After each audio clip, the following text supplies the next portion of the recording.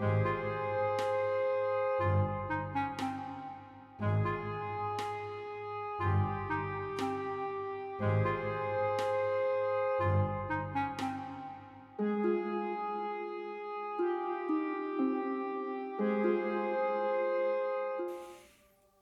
everybody, and welcome to Fimbulwinter, winter, which is Swedish for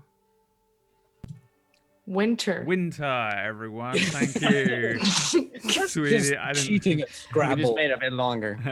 Yeah. Yeah, I didn't know what it meant. It's week 2. Plus all the time we spent building up to it. Just asked what it meant right there. Genuinely. Hi, players. Hey. Hi. How's it going? Oh, hey there. Hi, chat. Hey there, bud. Hey there, bud. Oh, hey there. Hey there, bud. You got a new car? Let's go to the park. How's it going? How you doing? You all ready to get killed by a frost giant? I've been ready since last Tuesday. Yeah, I'm in it the whole week. I mean, we're probably gonna be all right, but Bjorn is dead. He's like, oh, there's a frost giant there. 1v1 it. Hi chat, welcome back. This is a Nordic-based D&D campaign. It's not run by me. It is run by Tilla. Hi. Tilla Siga, from Sweden. You went a bit Spanish then. Jävla fan. Yes. Never. That's exactly I'm what I would never say. 100% sure what I'm saying in Swedish, but I know it's fully offensive, and that's it. Yeah. So pretty much this is a D&D campaign starring all of us and run by Charlie, which is why I'm just immediately going to hand it over to you, Charlie. You can take us away back to the world of Fimbulwinter. Sure. Someone just said everyone else is wearing a hat except me. Ah. That's You true. should go put one on. Yeah. These are our immersion I'll hats. do that in the break. I'll come back with something cool. I can put 2 hats on to make up for it. Yeah. Okay. So I'm not sure everyone here was here last time in the chat. So I'm gonna everyone wanted like a little overview of what is happening in the world. So Previously. Oh yeah. Go on then. in the continent of Lavari is a collection of kingdoms in the northern parts of the world.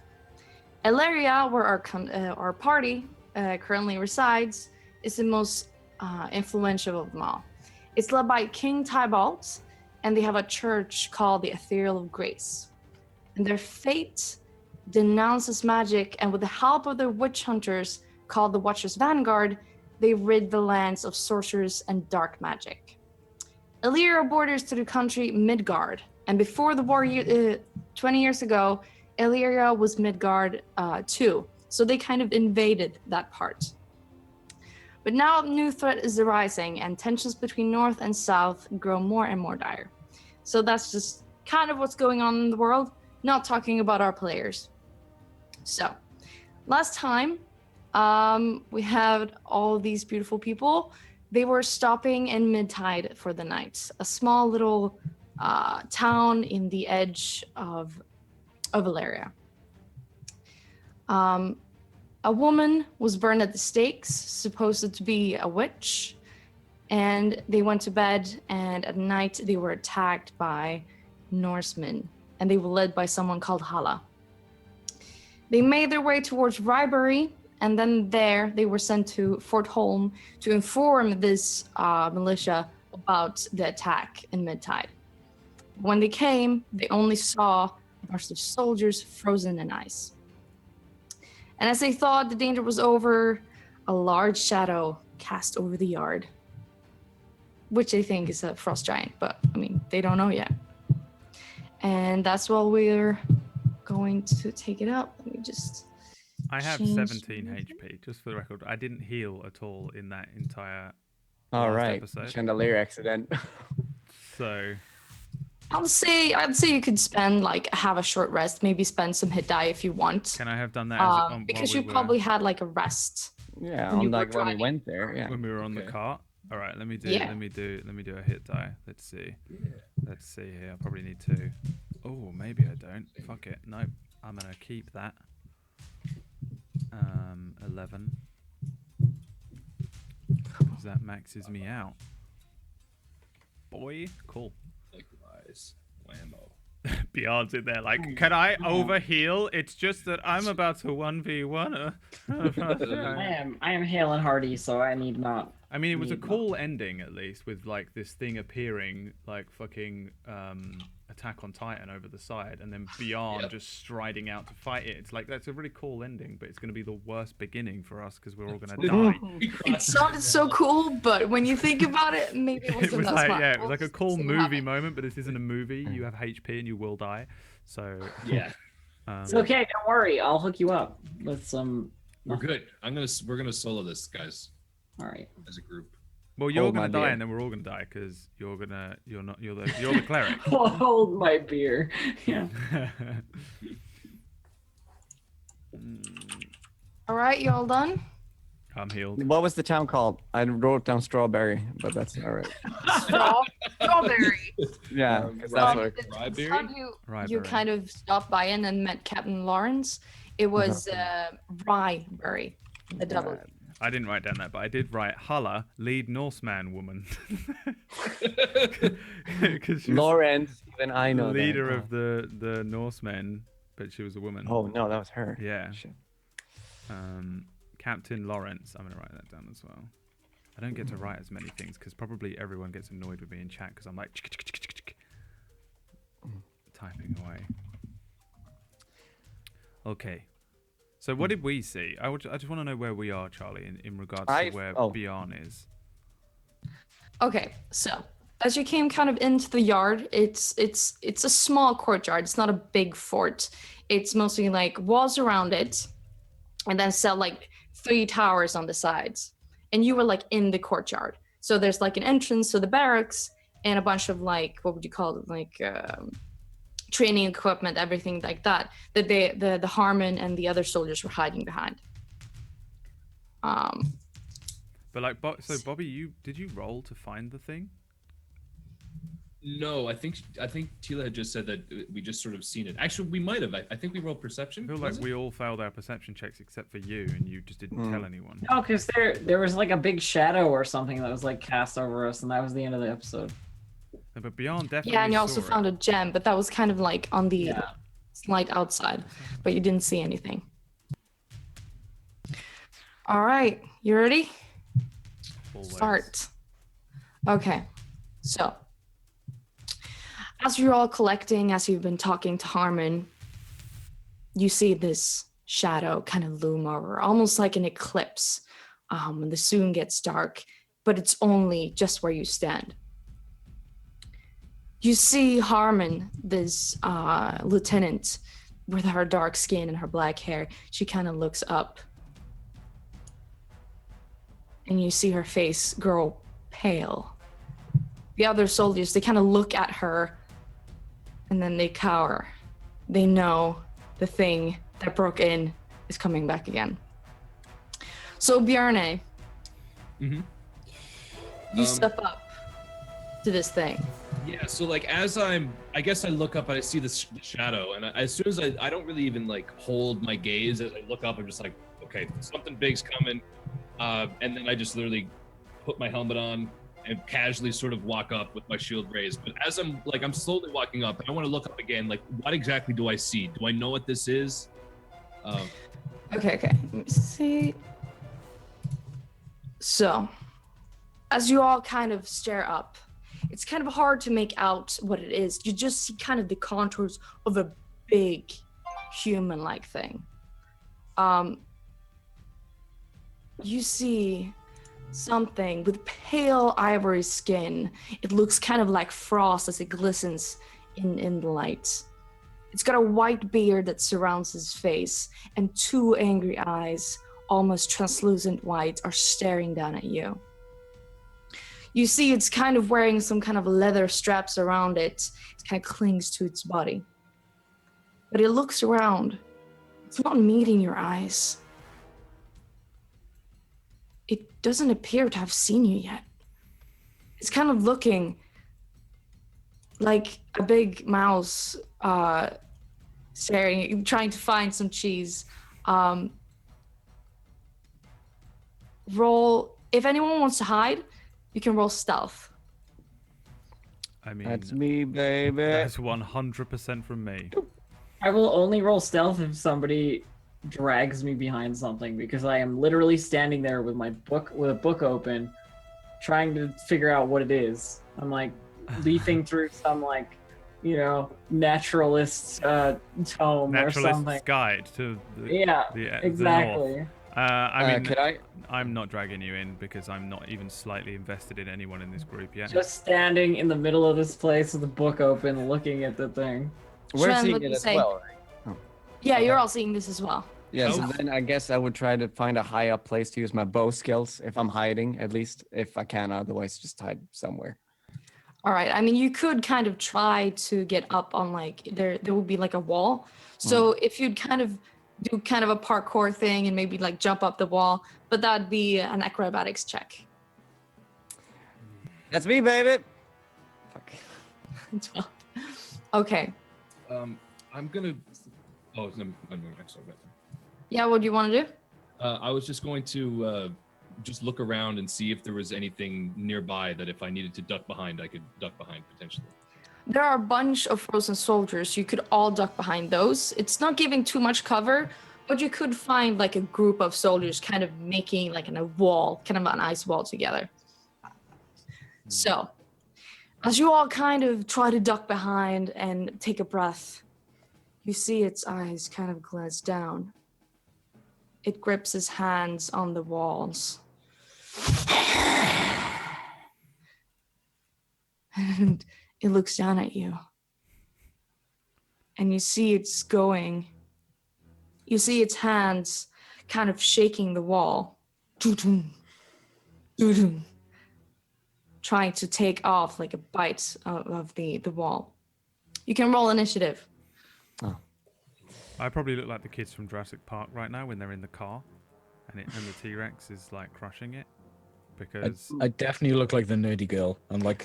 Once again, I need to smarting. realize though, where am I? I still feel like, did I get up on the wall, or am I like? You didn't quite get up the wall. You kind of get up a little bit on the side. Maybe you got up on like a small crate or something, but you didn't manage to actually get up the wall. Yeah. A bit too high for you. I've probably never been outside of the city. This is the first thing I ever see. Which is why my initiative is a 5, because although I hide, I'm trembling with fear. And We unable both to got a move. high 5.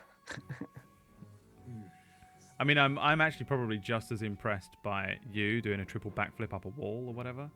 It wasn't. It was like a climb. I'm still Very like, I'm still like that non-grateful. was something else. I must teach him to get All him to right. teach me how to climb. Ash, it's your turn.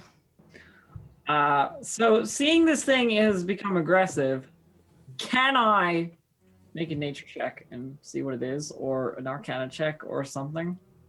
You can make. I'd say this would more be an Arcana check because you haven't actually Arcana? seen Okay. anything like this before. 17?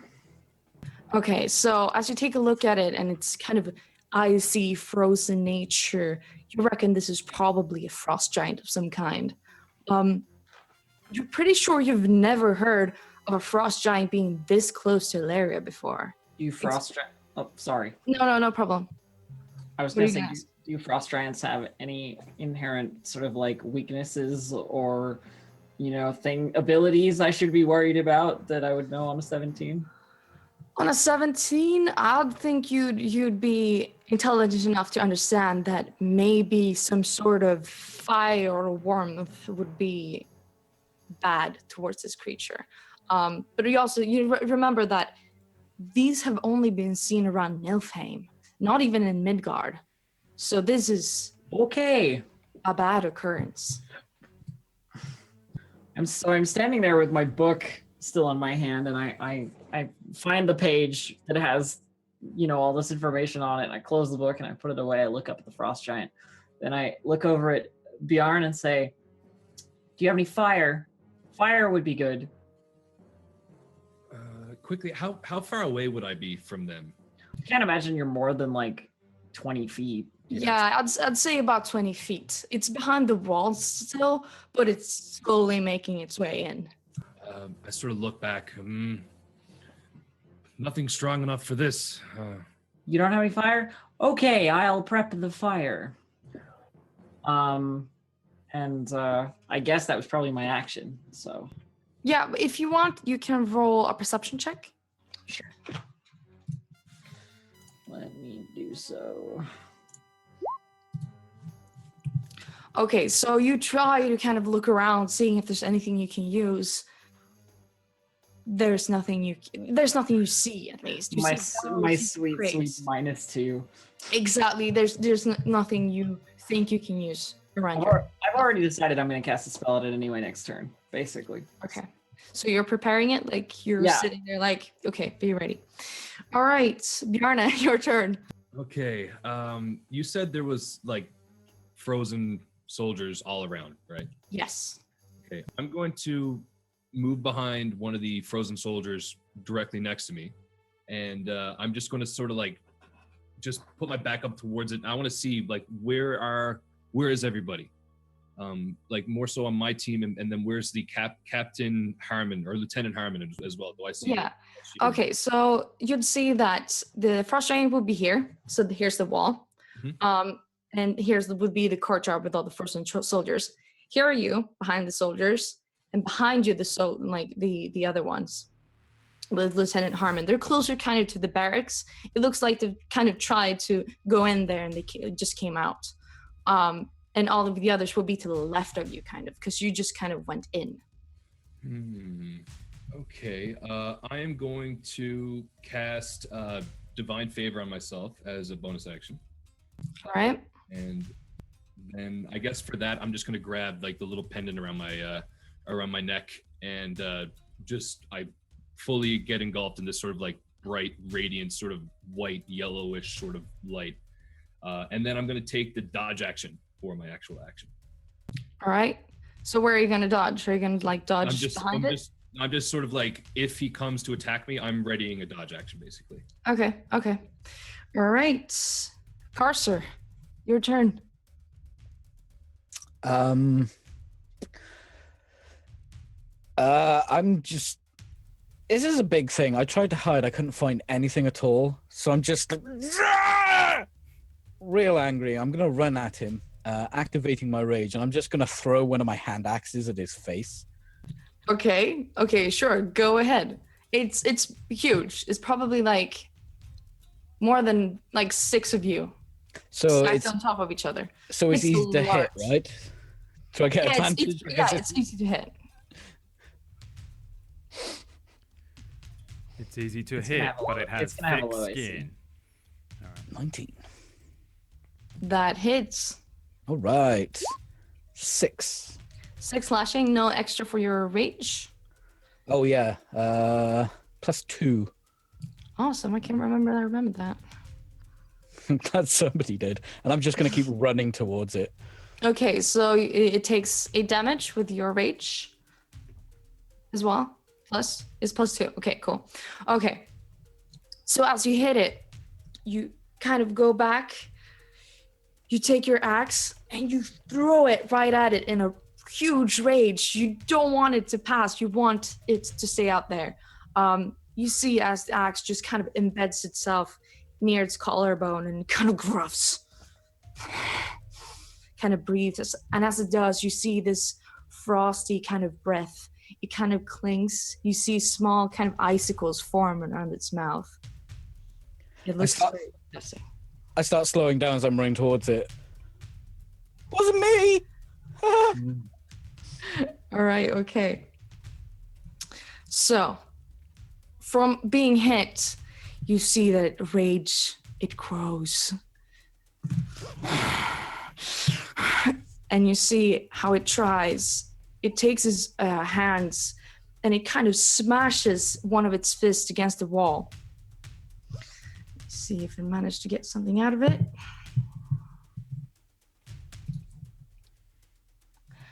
Yes, and so as it hits it, you see kind of a big, like, part of this wall just kind of flop out. and it's going to kind of try to take its way into your little courtyard. With big steps, he goes over this crack in the wall, and he takes up this rock, and he gets ready to throw it. I'd say that it would go for Carcer because you're actually the one that hit it. So let me see if it hits. That's a 23.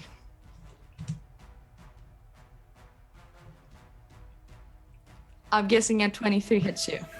Yeah, of course it hit. Yeah, of course.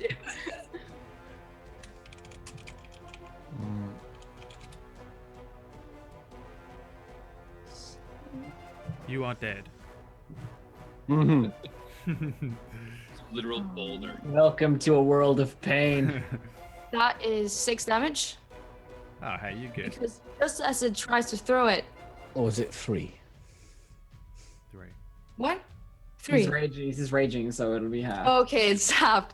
Okay, so it's kind of takes up this huge boulder of stone and rock kind of melded together. Kind of heaves it back, and you see how its muscle tense as it just kind of throws it right at you. Just as it throws, you kind of find yourself caught like between one of the soldiers and the rock, and it hits one of the frozen soldiers, and it just smashes to pieces. Just these small pieces of ice just splattering everywhere. You get a bit like you get hit, but you don't take a lot of damage because you were kind of out of the way. I'm going to point at it accusatorily. Just, Oi! He just looks back at you with his icy eyes, intent to kill. All right, Brooke, it's your turn. I don't even know what to do. My instincts tell me run, leave these people. My other instincts tell me, how can I get up to its face? Can I? So it's still on the wall, but it's destroyed some of the wall. Yeah, it's kind of got, well, it got in from the wall, so it's like standing. It's inside now, but it's kind of still very close to the wall. Can I get? I want to get on the wall, and then I'm gonna jump on him and stab his eyes or the back of his head or Sure. something. That's my Grab plan. my hand. Now, I'm guessing I'm quite far away, but I have 40 feet of movement. I'm super quick because I've got the mobile feet. Okay. So, you tell me how far I can get with 40 feet, including climbing the wall. And I'd say you would be able to get to the frost giant. You wouldn't be able to climb it, but you'd be able to get to it. with what, by taking dash action? Oh, dash, that would be 80 feet then. Yeah, I just want to know if I can. Okay, I want to. okay, with 80 feet, I'll say you'd be able to get up on it. I mean, I'm happy to run if I can get to the far wall, get on the wall, and then creep up behind him. I'll take an action to hide and then start stabbing him next turn. How would you want to hide? Would you like hide? How would you hide? I'm thinking I want to run up to the far wall, creep up Okay. onto the wall, crawl along with my hide action, and then in 6 seconds I'm gonna leap onto his back or his shoulder and start stabbing at his face area with slice Okay. and dice. But I'm not 100% sure how much of that I can do. I'd say you'd be able to get up on the wall, make your way hide, and then. Okay, so this is how you get it. Yeah. Okay. You go. You tell me.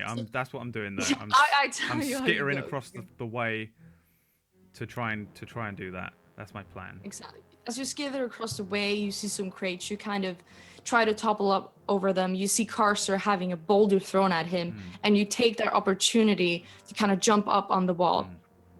Make an acrobatics check just to see if you can actually manage to hold All on. day long, I will make you acrobatics checks. Fuck you. What the fuck is that? I've got a +5 to acrobatics. All right. Okay, so as you try to kind of scramble up this wall, you find yourself slipping on these icy plates of stone. You managed to kind of throw yourself up, but it took way longer than you expected. And now you're kind of trying to crawl towards this big giant. You can roll a stealth check. See if you get good. I'll roll you stealth checks all day long with another +5. Okay, that's natural 20. I'm sorry. But as you get up, you find yourself getting into this focus. You focus on this giant, and you make this soldier crawl towards it, fast, but silent. Yeah. So how do you want to climb up on this giant? I'll give you that because you were crawling so fast on your nat 20, you'll be able to get up on it. If I can make an attack, otherwise I won't do it.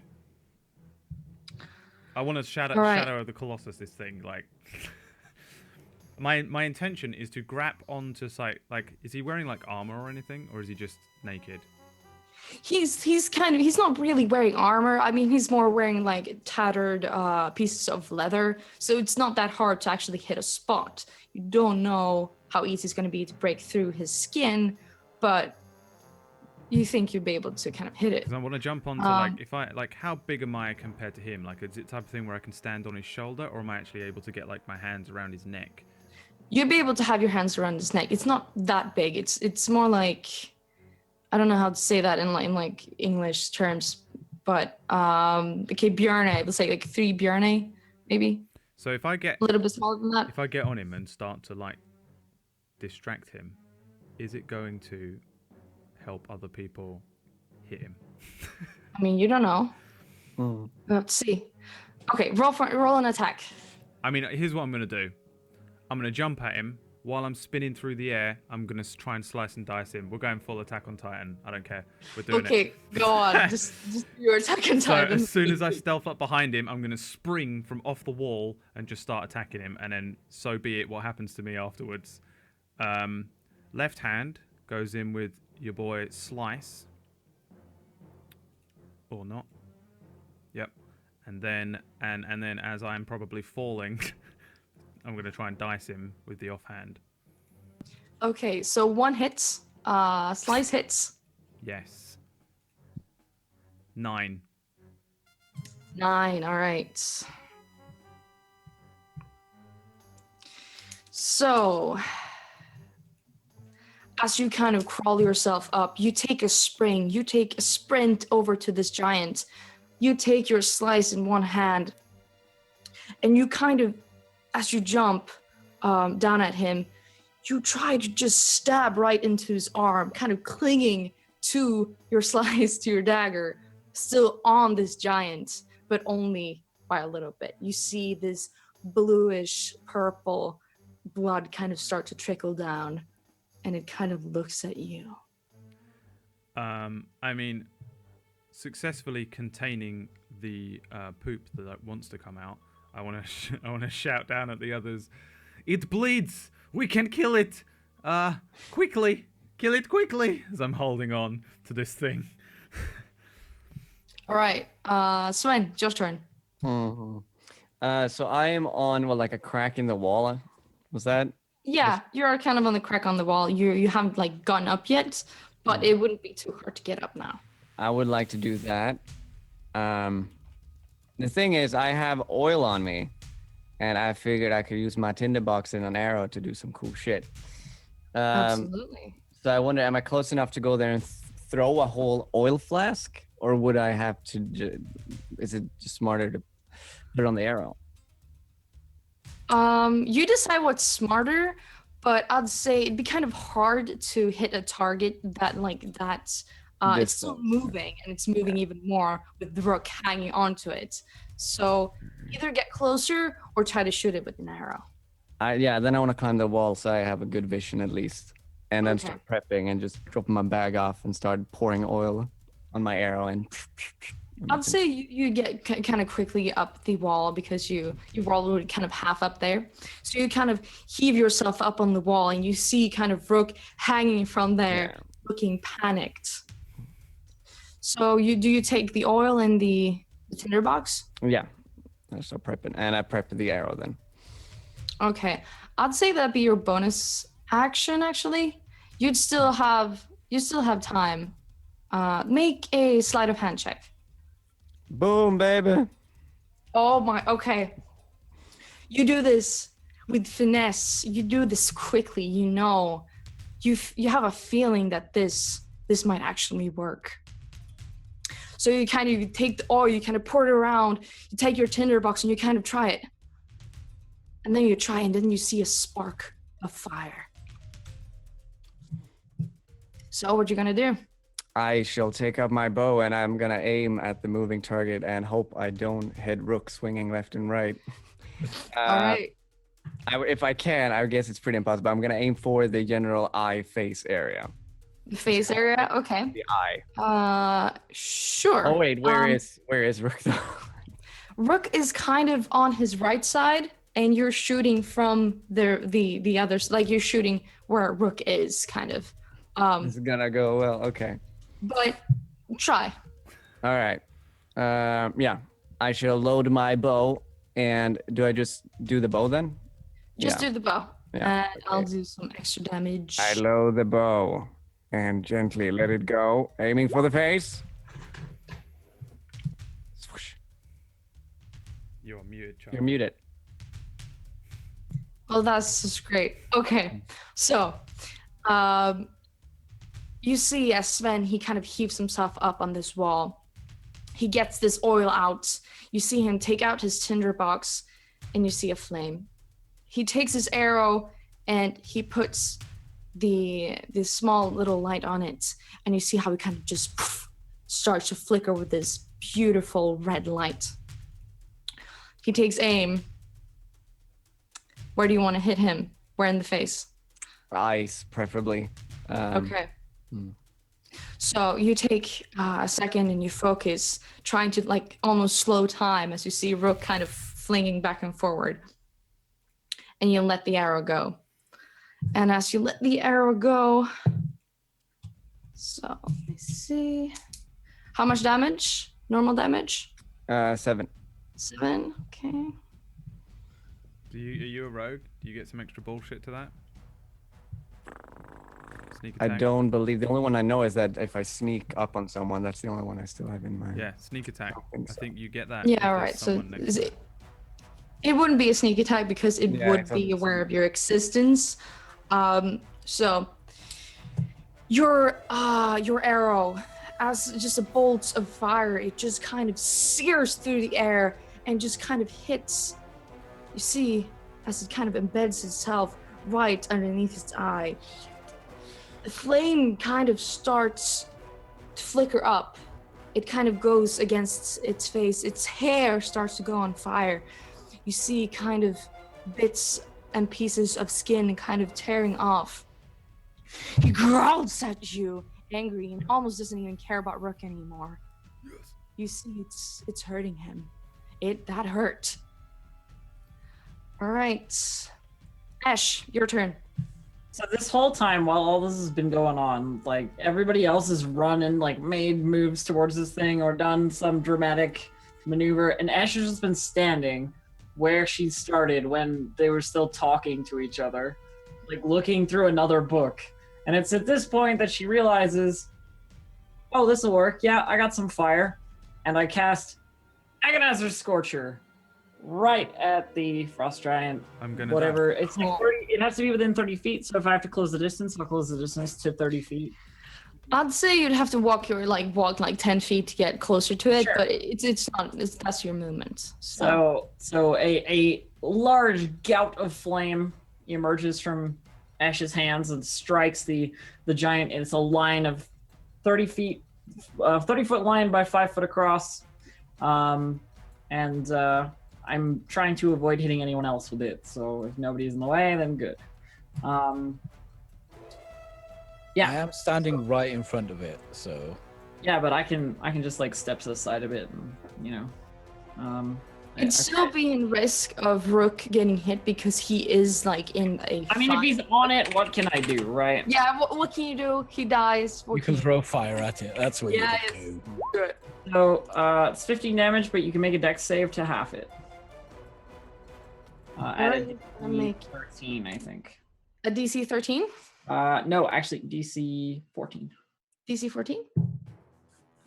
Okay, so as you kind of prepare yourself to take this scorching ray, looking back at Sven, you see how this fire has taken a toll on this giant.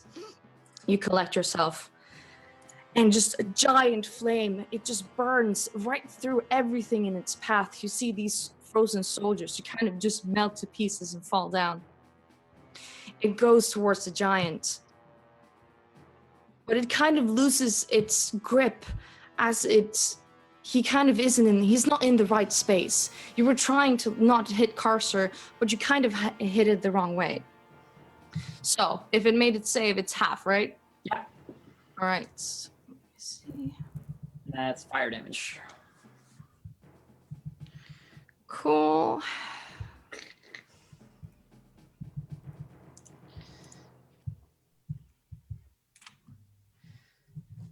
But you see, as the sum of the flames still kind of gulp up on his legs, and you see this frosty skin, it's kind of turning into this dark color, kind of like bubbles of skin and liquid kind of starting to pop up. It's looking overrumpled. All right, Bjarne, your turn. Okay. So firstly, how far away would he be from where I am, the frost triangle? Like, would I be able to close the gap and attack in one turn? Absolutely, he's close enough. Okay. If that's the case, after I've seen everybody have done some crazy, amazing things, I stand back up, I raise my shield, and I sort of take a stance and move fairly quickly towards him and raise my warhammer. And I'm going to use my War Priest ability, which basically means I can attack twice. But I'm going to come in with the left hand, swing it across, and I'm going to just come back across the other way.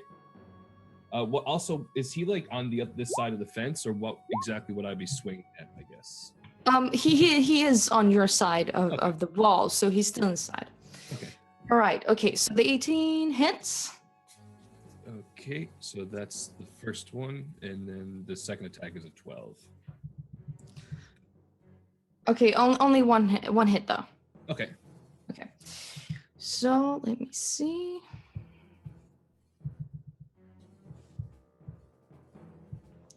Cool. All right. I guess as I make contact and the second swing I miss, I just raise my shield and look up. Hold on, Rook. I have no choice. Swinging around. Okay, Carcer, your turn. So I close the distance, so I'm within melee range, and I look up and I see Rook hanging out of this frost giant like a Canadian sex scene. Yep. And I just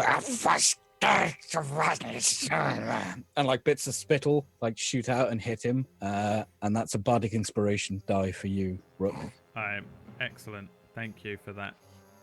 That's my bonus action. This Nordic swearing just fills you with both the dread.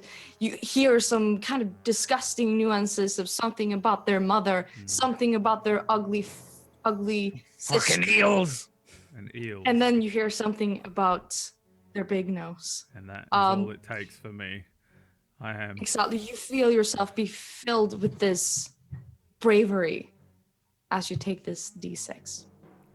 All right. What about your action? And then I'm just gonna two-handed just double swing at his, like, try and hack off his leg or something. With. All right. Sure. Oh, that's not what you want. That is not what you want. So as you kind of try to get close to it, and as you're swearing, you don't really realize that there's flames all around you. You raise up, and you swing, and it just kind of goes right into the wall. You feel yourself kind of engulfed in this hot, disgusting fire, and you feel it kind of starts like lapping on your clothing. You're not yet on fire, but close to, and you're standing right near his feet. Yeah. All right. So it's a giant's turn, and a giant, it's got fire, it's got Rook on his arm. He's feeling very cornered. So first, it's going to try and get Rook off his arm. So 11, does that hit you? No, I don't think it does. Woohoo! Okay, so it kind of tries to claw at you to kind of get you off him. But it's not actually getting you. It feels like fire in its eyes. It can't really see properly. It's going to try to get back its boulder. Let's see. So it really doesn't have any choice but kind of to reach out for Carcer at his feet. So it's going to try to stomp you. That's a 10. Does a 10 hit you? No, it does not. No, so it's just kind of stumbling there. It's trying to see. It's trying to reach his boulder. It's trying to reach anything. But it's impossible for it to do anything. Rook, it's your turn. All right. It's time to slice and dice him and then run away. Wait, let me just check what I can do. Right, so, yes. Okay, good. First, I'm guessing I can't actually use slice because it's in the thing on my first attack. Yeah, it's gonna be. I mean, you could try to like kind of stab it in like more, but Here's my plan, right? yeah. I'm gonna hit him, then I'm gonna action surge and hit him again, and then I'm gonna offhand hit him again, and then I'm gonna pull the knife out and run away, jump off of him back onto the wall, and run as far away from him as I can. So, can I do all of that? Yeah, sure. It's in the rules. So do your action surge. All right. So first hit is with dice. Then I'm gonna That hits. Then I'm gonna action surge and hit with dice again, and then slice to pull the thing out,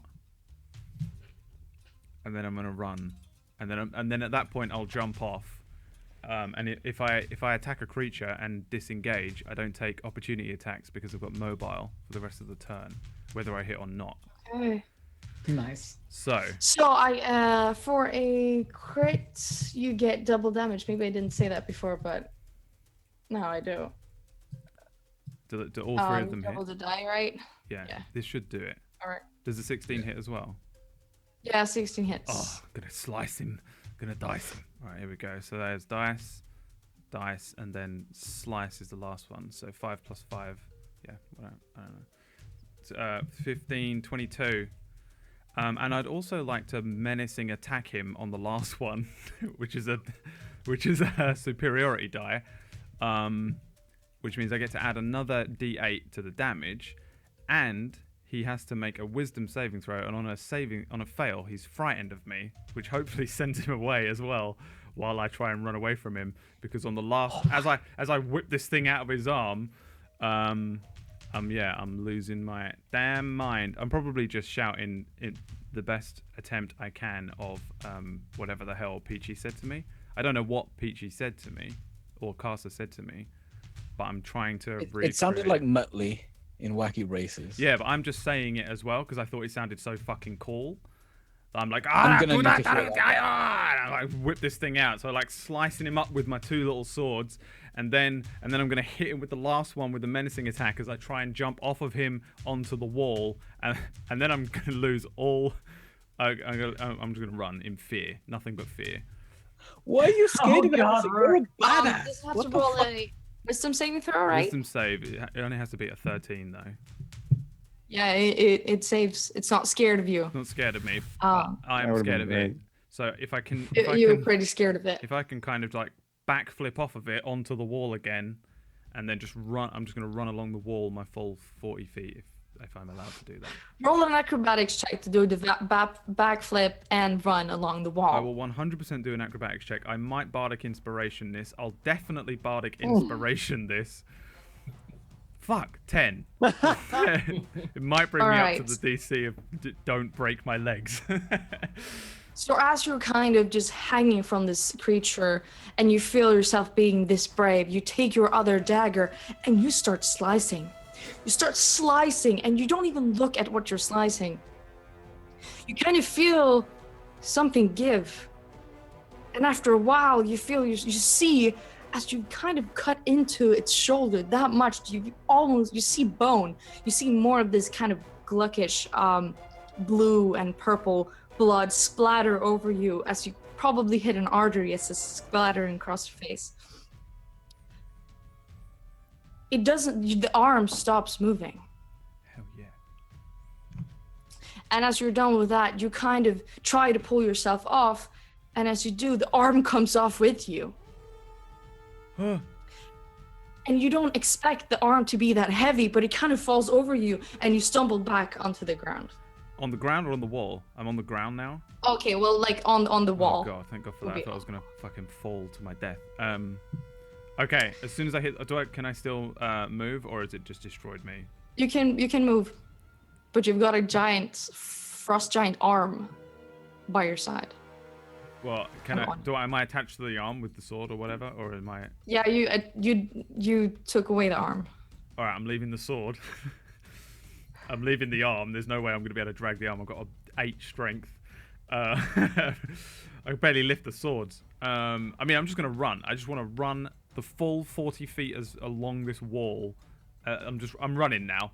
I'm like half elated that I've cut off a frost giant's arm, because songs are gonna be sung about this day. Songs are gonna be sung about Rook the Great. But I'm also like, this thing's gonna eat me now. If it's anything was ever gonna eat me, it's now. And I'm running. I'll ditch Slice, leave it in the arm, take the other one, Dice. And I'm just running now, like, is it dead? Is it dead? And I'm running as far as I can get away.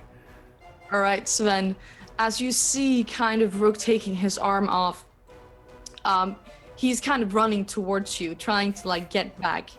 And now you notice that it's your time to shine. I'm still confused. Like, could I run on the wall towards the giant and make an attack at this point? Yeah, sure. Okay, then I would be meeting him then, right? If we're running the opposite ways, because he's running. He's kind of running back towards you, so you're like further away from him. So if you ran forward, you'd like meet the giant. All right. Does he get a sneak attack because I'm within 5 feet now? Yeah. Well then, I will sprint alongside the wall then, towards the giant, and try to do what he did pretty much, and just jump up on him and attack. Okay. With a weapon. Roll an acrobatics check. Oh yeah. Oh wait, no, I'm not good at that. Oh yes. Yes, you are. You kind of doubt yourself for a second as you're kind of sprinting towards it, but then you know, I'm good at this. I can do this. You see kind of a crack, and the wall goes up a bit. You sprint up. You kind of push yourself off the wall, and you jump up on its shoulder. You get some blood over you as it's still kind of pouring down of its half arm, but you're on top of it now. And it's thrashing, and it's in pain. Does it have any hair left, or did it all burn off?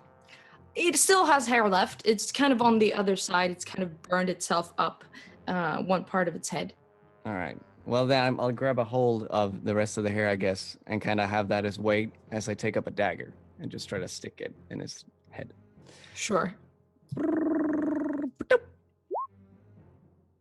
That hits hard.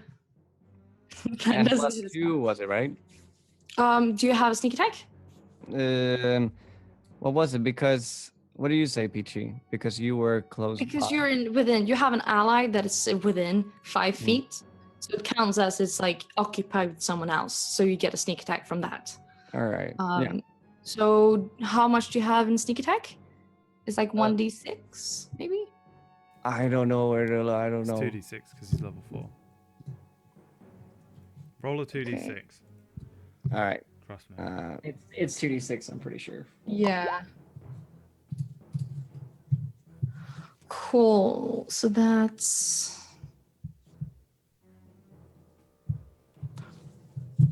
All right. So as you sprint and you jump up on it, you kind of thrash yourself. You hold yourself on its hair, almost ripping a part of it out. As you take up your dagger and you stab it right, like beneath its head, into its throat, and you kind of see blood starts pouring out even more. It's not even being able to talk anymore. You see kind of blood starting to drip down its throat. and it's trying to speak something, but it cannot. And is that your turn? Yeah. Cool. Ash, it's your turn. I abate the flames of my previous attack with a grasp of my hand, and I take those extra flames up into like a ball, and I throw it at the face of this giant to try and finish this whole thing off with a fire bolt. I guess I don't hit it. 9 probably doesn't hit it. Yeah, no, it doesn't hit. You collect it into a ball, and then you try to pull it down, but the same thing kind of happens. Yeah, the whole problem is that she's got a book open in the other hand, so she's not even looking while she's, doing it. So, doesn't even look up. You see even like a small bit of your page kind of starts to flicker, and it's kind of starting to burn. No. And that's taking up your entire attention right now. Patting it out. Anything for your bonus action? No, that's it. Okay, cool. Bjarne, it's your turn. Okay. So like, how tall is this thing next to me? Like, am I like, say, is its knee like right in front of my face? Like, how tall is this thing? I'd say if you're looking kind of at its lower thigh, so kind of by its knee. Okay. What I'm gonna do, I'm gonna take a short step back. I'm gonna take my shield and just sort of like, I don't know, just hook it back into its place on my back. I'm gonna grab my warhammer by 2 hands, and I'm gonna take almost like a baseball swing with it, and I want to swing it right at his knee, right in the center of his kneecap with my warhammer.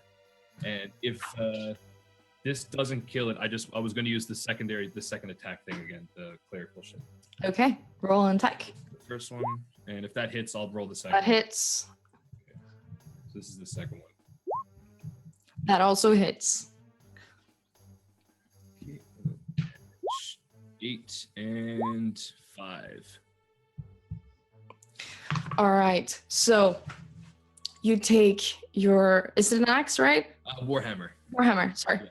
You take your warhammer, you feel yourself filled with the faith of your god, and you feel his strength seize through your veins. You take a step back, and you hurl it at its kneecap. And as you hurl it at his kneecap, you feel this crunch. You hear it just as it kind of caves in on itself. So the entire knee is like sticking like this. You see it kind of turning blue. It's sticking, like bones are sticking out of its wrong socket. It kind of falls down on itself, not being able to support itself on just one knee. It still got Sven on its back with the dagger in his throat. One arm gone, and now his kneecap inverted. And you have his face right next to yours. It's probably twice the size of you. And you see its eyes staring right at you. Only hatred and maybe a hint of fear. And Karser, your turn. Also, roll the dexterity saving throw. Because you were right underneath it. As the giant corpse like plummets. Is that good enough? Is that good enough? As you see your friend Bjarne kind of take his warhammer and smashing his knee, you're not really ready, but this huge thing just kind of falls back at you, and you just kind of manage to get away, but half your legs are still stuck underneath its body. You'd have to take your action to try to kind of get out. You take 3 damage from just having the force of this huge body. Is that 3 altogether? Do I half that for my rage? Yeah. So you take 1. Round it up or round it down? Round it down. Just take 1. That's all right. Ow. Yeah, I'm okay with this. It doesn't really hurt. It's actually quite comfortable. I mean, this is how gnomes share their love. They cause 1 damage to them. Can I just headbutt it? Yeah, sure. If I stop attacking, my rage goes away. So I ain't quitting. I ain't quitting. You've taken damage Uh, though. If you, or have you? doesn't Or it- have you not? Oh, does it happen? Oh, of course, when I've taken damage. Yeah. Okay. Can I try and lift it up to get out of it? Just Yeah, absolutely. Make a strength check. I think also to be even more of a butthole, and I don't. I think you have advantage on dex saves, right? As a barbarian, danger. Sense or- Isn't it strength saves? It's probably strength. no, but you get like it's- danger sense where you're like Spider-Man. If you can see it, you can dodge it. Oh yeah, I forgot about that. I'll roll my dex again just in case. No, it's too Nope. late. No, you double. I just wanted to fail again. You Just take let me two- have You this. take 2 damage this time. Okay. 2. And I get advantage on this one instead then. 23. Okay. Roll damage for your. Oh, it's a strength save. I'm just picking it Okay. up. Oh yeah, sure. Can I Okay. throw it with a 23? Is it a bit too big? I don't think you'd not be able to throw it. You'd be able to kind of push it to the side. Okay. Kind of wanted to bench press it a little bit. Okay, as you bench press it. So as you're kind of stuck beneath it, Sven, you're still on top of it. He kind of starts hurling it backwards. Kind of wanted to flip it to the side. What do you want to do as you're on top of it? You're muted. I want to jump back on top of the wall in that case, if I can, to save Yeah. my. Sure. You'll jump up onto the wall, kind of clear of this giant. I'd say it was Cursor. Brooke, do you want to do anything? Is it dead? It's not dead yet. Can Do I still get my bonus, or was that? Yeah, Or- yeah, sure. Use your bonus. Because as I'm like, "Rah," and there's spittle coming everywhere, a bit goes. What's your character's name? Pony Punch. Sven. Sven. Sven. I'm just gonna say Sven because Dota. Yeah. A bit of spittle goes over Sven, and you get a bardic inspiration. I'm mad. I'm mad. This thing landed on me. I'm so mad right now. Like this spittle, it's love and it's bravery in one. It's like when someone just like and they make this huge spit. That's kind of the feeling you get. Tilla, will you narrate my life, please? All right. So, Rook, it's your turn. So can I see him, the giant, or is Yes. he like on the ground? Okay, I'm gonna struggle with my backpack and whip out my crossbow, and I'm gonna look over at Sven, who's been like doing all these like amazing shots with stuff. It's just the backflipper. Yeah, and like I tried to do a backflip and failed, but I did cut off an arm. But I'm thinking, hey, Sven's he's gonna be impressed with this. He's gonna let me see under that mask later on if I can whip out a crossbow and pop one in his eye. So I'm gonna try and pop one in his eye. If you'll allow me to fire a crossbow at the giant. As I do it though, I'm gonna shout, "It's me, your friendly neighborhood arm cutter," and I'm just trying to get his attention a little bit and scare him. And remind him that I cut off his arm, because I might use another menacing. Yes, I'll use another menacing Yeah, it hits. hit thing. What is it called? Menacing strike, menacing attack. And I would like to menacing attack to add an extra 2 and force him to do a whiz save. So yeah, I'm aiming at his face and I'm trying to look. Yeah. Even though I'm a tiny little 16-year-old boy who looks anime as hell, I want to look intimidating and menacing, and I want to scare him. How do you want to slay this thing? Okay, here's what I want to do. I want to look over at Sven and fire, and just shoot him in the face and kill it. That's all I want. I don't want to look at the thing fall or anything. I just want to and then put the crossbow in the bag, safe inside. I'm like scared still, but I want to look cool to Sven, because Sven was like pulling off some cool shit. So that's how I want to do it. I don't even want to look this thing. I just want to pull it out, look at him, bang, and then Well, then I would react like, "Where the fuck are you?" He's kind of like pointing, like, what Yeah. are you doing? Over there. What? It's dead. It's okay. So, as you stand on top of this wall, you can all see as just Carcer has pushed it to the side. It's not really dead yet. It's just crawling around. Rook, he kind of stretches his arms out. He takes his crossbow and he points at it. You see as the wind just kind of goes through his black hair, you see splatter of blood across his face, and he looks at Sven and he shoots. But everyone else you see as this small little arrow, brittle as it may be, just kind of embeds itself into its in the side of its head. And Bjarne and Carcer, as you're standing close, you see kind of a light disappear from its eyes, and it kind of twitches a bit before going still. Ha! I dropped the crossbow. I did it! Do you see that? I cut off his arm and I shot it dead. While you're celebrating wildly. Oh, I'm passing out. I pass out. Oh, okay.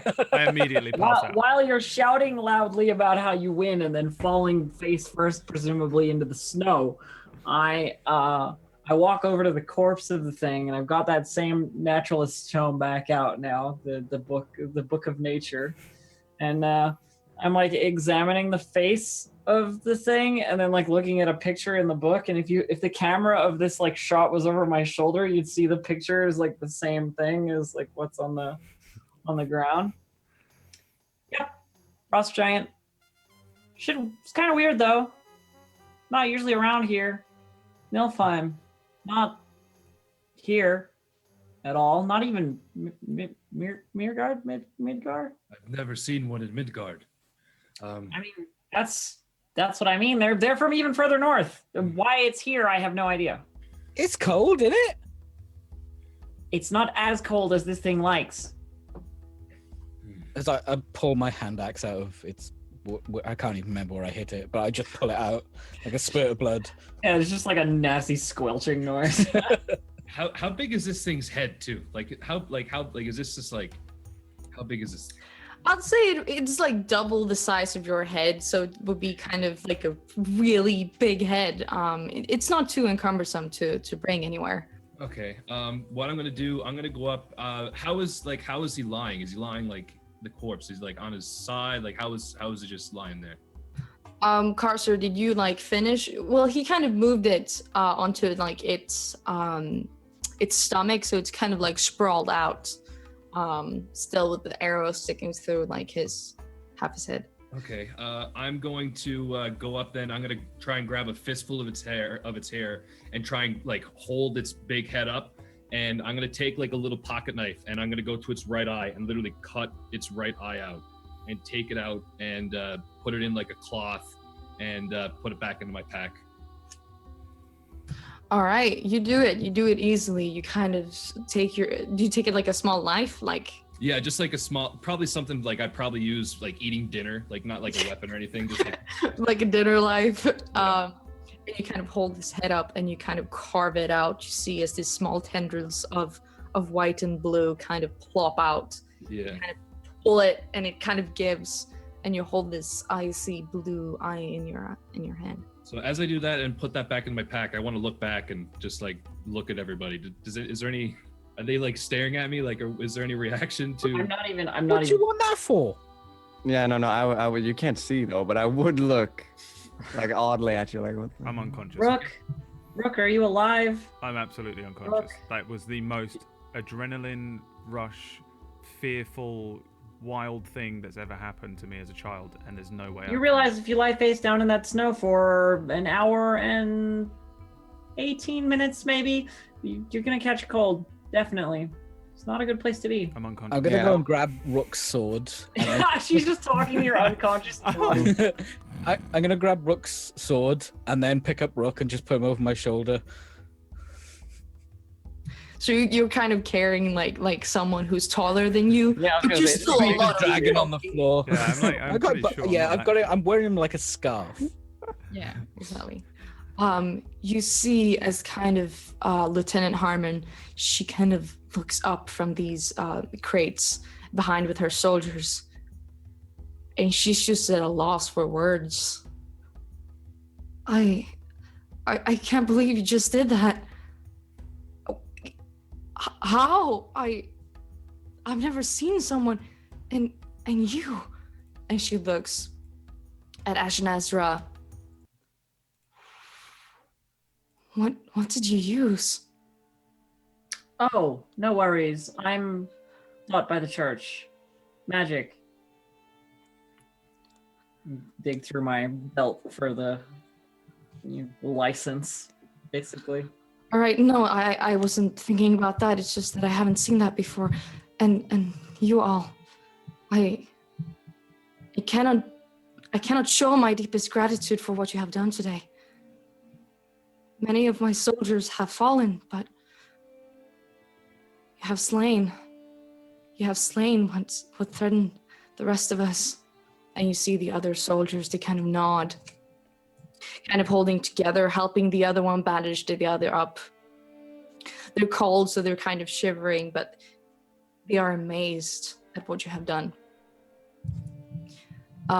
She looks at all of you and we need to get back to Ryber. We need to inform Captain about what happened. I don't know where it came from. Have you found anything? Well, does it have any clothing? Was it clothed at all? Like to have any potential pockets or anything? Like the classic, let's see if it has any loot. He didn't really wear anything. You can see that he's got like a small pouch. And if you go through it, you'll find like 3 beautiful, like icy gems of some sort. Yeah, I was gonna say I was gonna go into my pack and pull up the gem that I found on the ground and present that like this is the only thing we found on him or on the ground now. You recognize it? She kind of walks towards you and she tries to kind of look you in the eye, but it's hard because you have a mask on. So she kind of gives up and she looks down. No, I don't think I've ever seen anything like this before. We should have the wizard and Briarberry take a look at it. you're talking about the gem that we found earlier? Yeah, yes. Well, I already told you what I think it is. And for inactive, I don't remember it. I mean, this is the kind of thing that would be used as a material component for a spell. Something like summoning or a holding or a containing gem, something like if you wish to contain a being from another plane, say the astral plane or one of the planes or any of the planes, you would put it into the gem and then you could release it when you needed it, for example. Are you saying the frost giant was... What I'm saying is it could have been transported a very long distance by a wizard of some skill. It's possible. Could you discern that from the gem? I would need more time to ascertain its particulars, and there are some books that I'm missing, but yes, I could probably figure it out. What of these? And I bring over the 3 gems that I looted from this giant. Is there any magical trace from these? Like adjust my glasses a little bit. And as you look at them, you haven't seen any of these before. Maybe you remember someone talking about ice crystals. It's some form of stone that kind of is created when it's so cold that even the stone kind of merges into this translucent crystal. Well, theoretically, these are the kinds of things you would find in the very, very, very northern reaches, the ice crystals, you know? And I don't mean ice crystals like ice, like frozen water, but more a compacted amalgamation of coldness. I know what they are. And as you kind of hold them, you feel that they're still cold. I just hand the one I have, like that I'm looking at closely, back to Bjarne.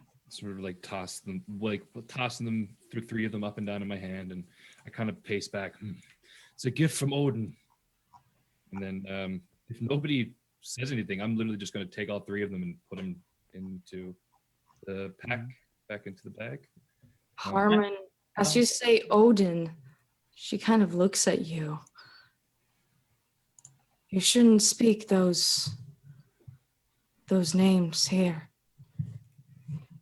Excuse me, and I walk over to her. What do you mean? The old gods, they're not permitted. And Bjorn, literally, I burst out laughing.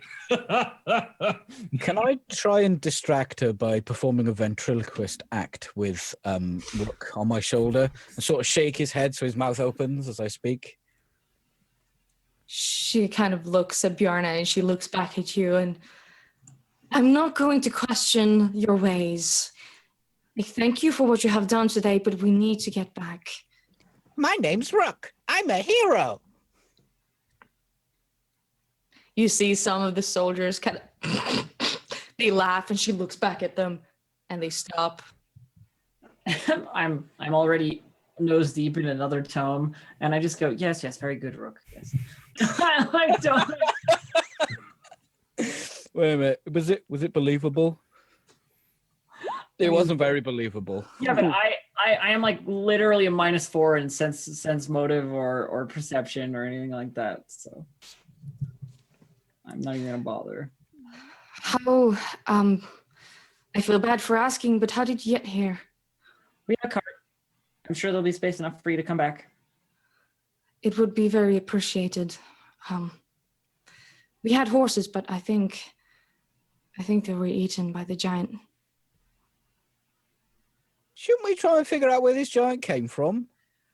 Were you not listening mere moments ago when I explained forthwith where the giant came from? I'm like making Rook shake his head. No, wasn't listening. The gem that we found on the ground over there, summoning gem. You know what? I'm not going to go How through it did again. that big thing come from that little gem? Well, it's actually a very complicated process. Oh, maybe we should break the gem. Do not break valuable things. You don't know what they do. Well, we'll find out soon enough. The gem is empty. There's nothing inside. As far as I know. She nods, and she looks back at Sven. You're still holding the gem, right? Mm-hmm. We must look at it further. I don't know about magical things, and quite frankly, I'm not in a position to say anything about them. As you said, it's best we return.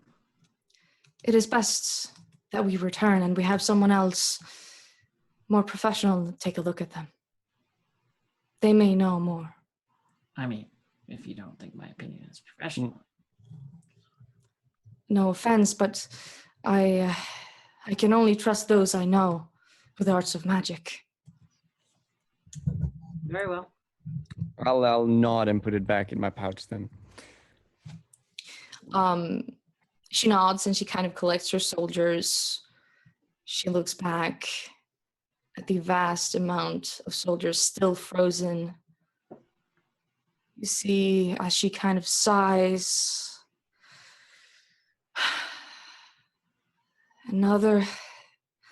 more men, young, gone to something. Nothing to be done about it. Your sentiment is appreciated. She looks at you. I find sentimentality to be mostly wasted. she kind of walks forward to one of the soldiers. She looks back, and you see how she kind of leaves behind all of her feelings and goes back to you. As I said, nothing to be done. Thank you. All right, let's get going. Please. I'm gonna slap Rook round the chops to try and wake him up. Here, wake up! Ha ha!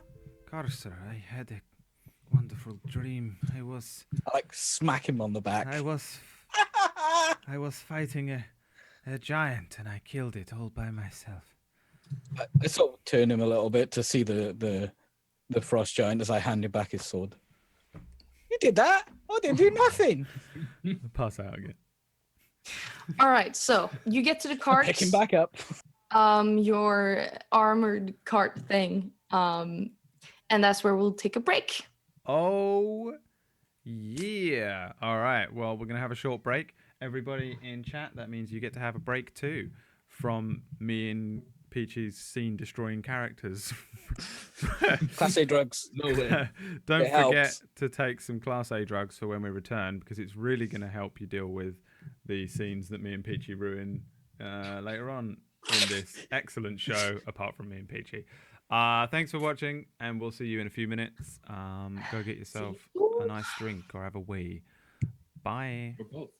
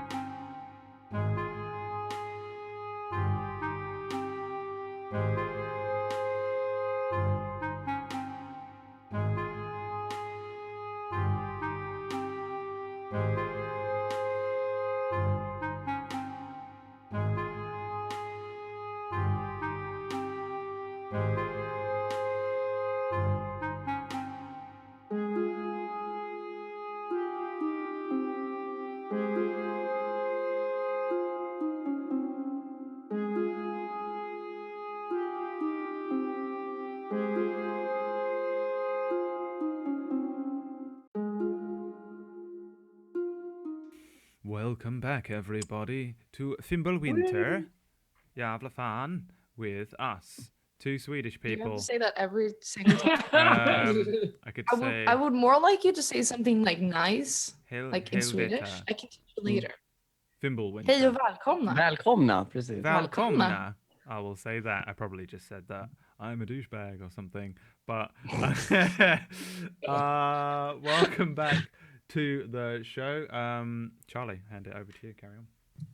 All right, so after killing this ice giant, taking care of him pretty easily, considering how you thought it was going to go in the first place, you made some really good decisions, and now you're back at your carts, both with Lieutenant Harmon and her 4 soldiers that are sitting at the carts as well. Okay. I'm just gonna hobble up into the back of the cart and just grab a seat quickly, and just sort of put all my belongings down, I guess, underneath my feet, and take my helmet off and just sort of sit there and I'm gonna just start slowly praying. All right. As you kind of pray, you recognize you expect to kind of feel this emotion of support, just as you did when you call your guidance.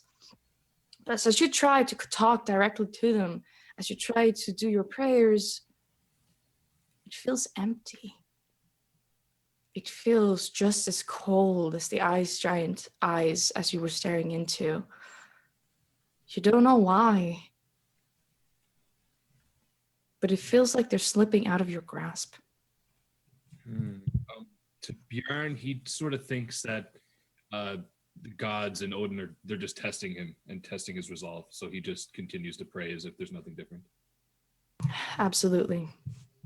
So you sit on the cart, your horses kind of stirring around. Who's driving? Sven was the driver before. Yeah, but I didn't know how. It was Björn who knew how. I mean, if we're going, then I'll hold the wheel. I want to, So, yeah. Alright. assume that I'll Sven be- is always driving from now on, so that no matter Yeah. where we go, we are treated with suspicion as soon as this fucking like bird masked dude shows up on an armored cart. No, but since I'm good with animal, I guess, yeah, it makes sense. So as you kind of sit at the front of the cart, you kind of try to calm the horses. You try to make these horse sounds of calm to them. I'm not sure what that would sound like, but your presence alone kind of calms them down. And slowly you start make the horses go, and you kind of start making your way through this snowy landscape. Yeah. As we start moving and as everybody's in the cart, I'm actually gonna like start picking up my chanting and just like, and in Norse, I'm just gonna be saying over and over, Odin heal us, Odin heal us, Odin heal us, and I'm doing that literally for 10 minutes. At the end of that, basically I'm casting prayer of healing, and everybody takes. Oh wow, he really isn't listening at all. You're not right. That's 2d8 plus 2, and I rolled Wow, so that's they're really not. especially. As you all hear as he starts speaking, Odin helaus, Odin helaus, you feel kind of a warmth spread out of you. But Björn, you feel that it's more your own, you're a paladin or a cleric? Paladin. Clear. Cleric. You feel your own clerical powers kind of take over. You don't feel that support, so you can't give as much as you want. You see Lieutenant Harmon kind of looking at you, side-eyeing you, but she doesn't say anything. You know, I wasn't entirely sure that you were a Midgardian, but the Odin thing kind of seals the deal. I thought when I cut out the frost giant's eye, that would have sold it. Well, I'm not familiar particularly with the religious practices of any outside of my own choices. Well, I have many books. I will lend you some. Please, that would be most helpful. Bjorn, do they cut off arms? Did you see I cut off the arm? Well, I typically sacrifice eyes to Odin, but I'm sure there's a god that accepts arms. I shot it in the face and cut off an arm. Did you see that, Cursor? Did you see I cut off its arm? It beak? Hands at least certainly have some precedence in some religions. Did you see it, Sven? Sven? I saw it. I saw it. I'm gonna write a song about you. I'm gonna call it Rook the Compliant. Rook the Compliant. A frost giant. He cut off his arm. He came to no harm, and And I'm then gonna have to work on that a little bit. And then he fell face down in the snow with excitement. It's true. It's true. I killed Frost Giant That was a all good by one. myself. I killed Frost Giant all by myself. Nice. Sven, did you see me shoot it?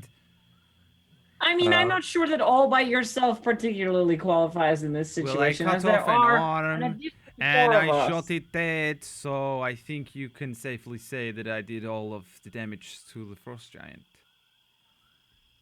Very well. I look over to Ash and sort of, oh, let him have this one. She's already gone back to whatever she had in front of her. I've never killed Ash? anything before. It is the first thing I kill is a Frost Giant. You see, Bloody hell, those bloody books Lieutenant then. Harmon kind of looks up. She looks over at Sven. How did you know that that fire would hurt it? Fire. Iron. I really didn't. As I figured that it would hurt more with fire than without. I can imagine. He's just smart. I And was that. thinking, And that. your mask, is it some sort of for protection? Yeah. Also, I am a doctor. Oh, maybe you could take a look at Grace over here. Could you? I'm kind of riding the horse at the moment. Yes, but of course, but when we stop. I can swap out now if you want. But, I mean, Yes, please. I think she doesn't look very good. oh, yeah, sure. Yeah, take them. And I'll jump back.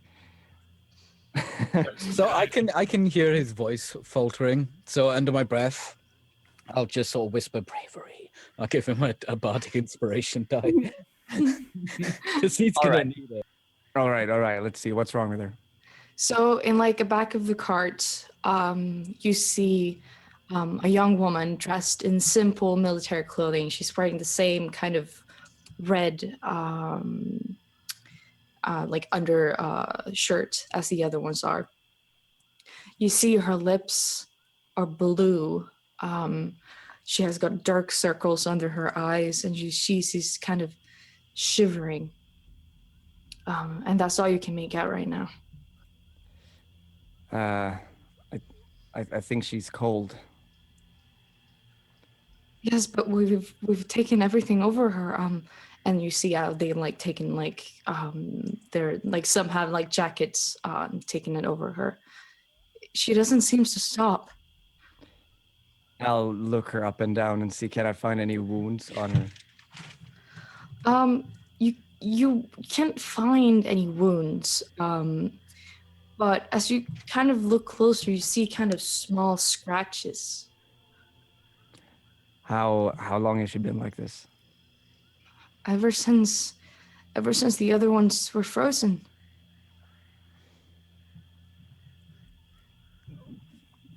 Oh well. Could you do something about it? Not from here. I would need to go into Ryeberry and see if I can do anything from there. I'm sorry. All right. Thank you, Dr. Sven. Sven. Thank you. And she kind of turns back and she looks after this woman. I'll hop next to Bjorn in the front. All right. So let me see. We must all call him Dr. Sven from now on. Yeah, I was muted, but I guess as soon as Sven like sits down, I guess I'm still holding the reins, and I'm not gonna pass him over. I turn to him. Dr. Sven, it has a good ring. Yeah, thanks. Have you studied medicine before? I realized that I've clearly not thought this through since it was just yeah. Yes, I have. 5 years. Oh. Can I roll an insight check? Sure. Or I wonder if I'd even be able to discern though, because I can't actually see his face. I should have some kind of yeah. Like, it's probably with disadvantage because like I can't see him. I can only hear his tone of voice. So Yeah.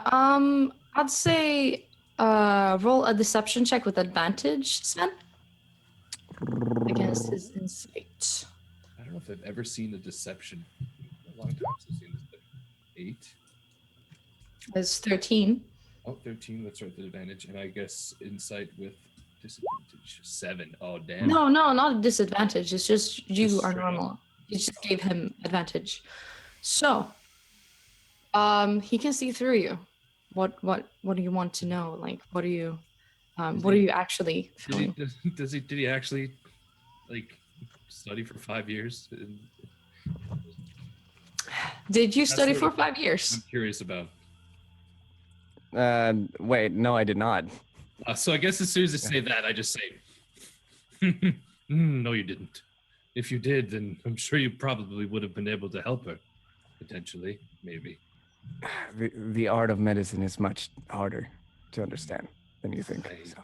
You're totally right. I wouldn't be able to heal jack shit if I didn't have my spells. And like it barely, it's embarrassing to be honest. Exactly. Now drive the horse. Okay. Drive. All right. Oh yeah. So I just with that I just kind of turn back and put my mask back up. And one thing too, like Bjorn's face is like fully scarred, so he's a really scarred guy, and then he just puts that back up and just rides along. And probably every few minutes you hear me like, "Oh, bless me" or something, and or probably in Norse, but you probably wouldn't know what I'm saying. But every few minutes I'm chanting. You hear one of the soldiers, a young man. We're in the war. Who is he looking at? He's looking at. He's mostly looking at Bjorn, but he's kind of looking at all of you, asking if you were in the war. The war? No. When was the war? No. Do I know what war he's referring to? You know what wars he's referring to. He's referring to the war 20 years ago between Illyrians and the Midgardians. I was, as they say, far too busy for wars at the time.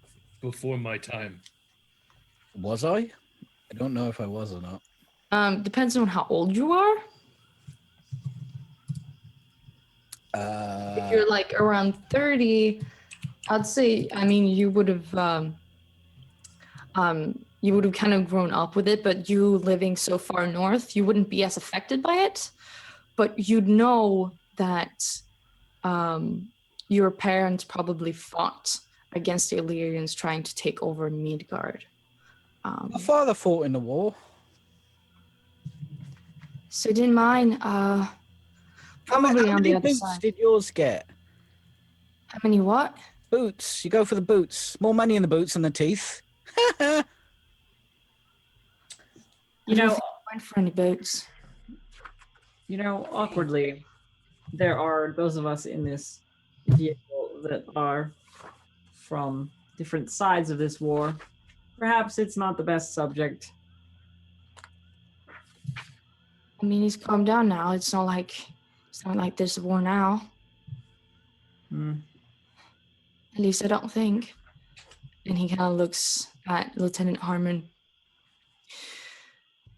Let's hope it won't come to that. All right.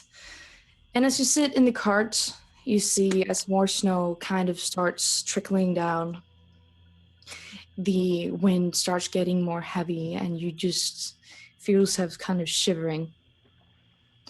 Soon as you kind of go across a hill, you see as trees start going white, you see frost on the ground. You hear the slow clampering of the horses as you go. It's soothing, but you know your work isn't over. At least not for today. You come and you see this, you see the walls of Rybury appear before you. You see small torches around. You see people walking. And now it's about midday, I'd say. High noon. Just That'd be curiously, did we oh, this is a different town. Never mind. So that we're back to the one that we were at before. They Exactly. were Lawrence. Okay.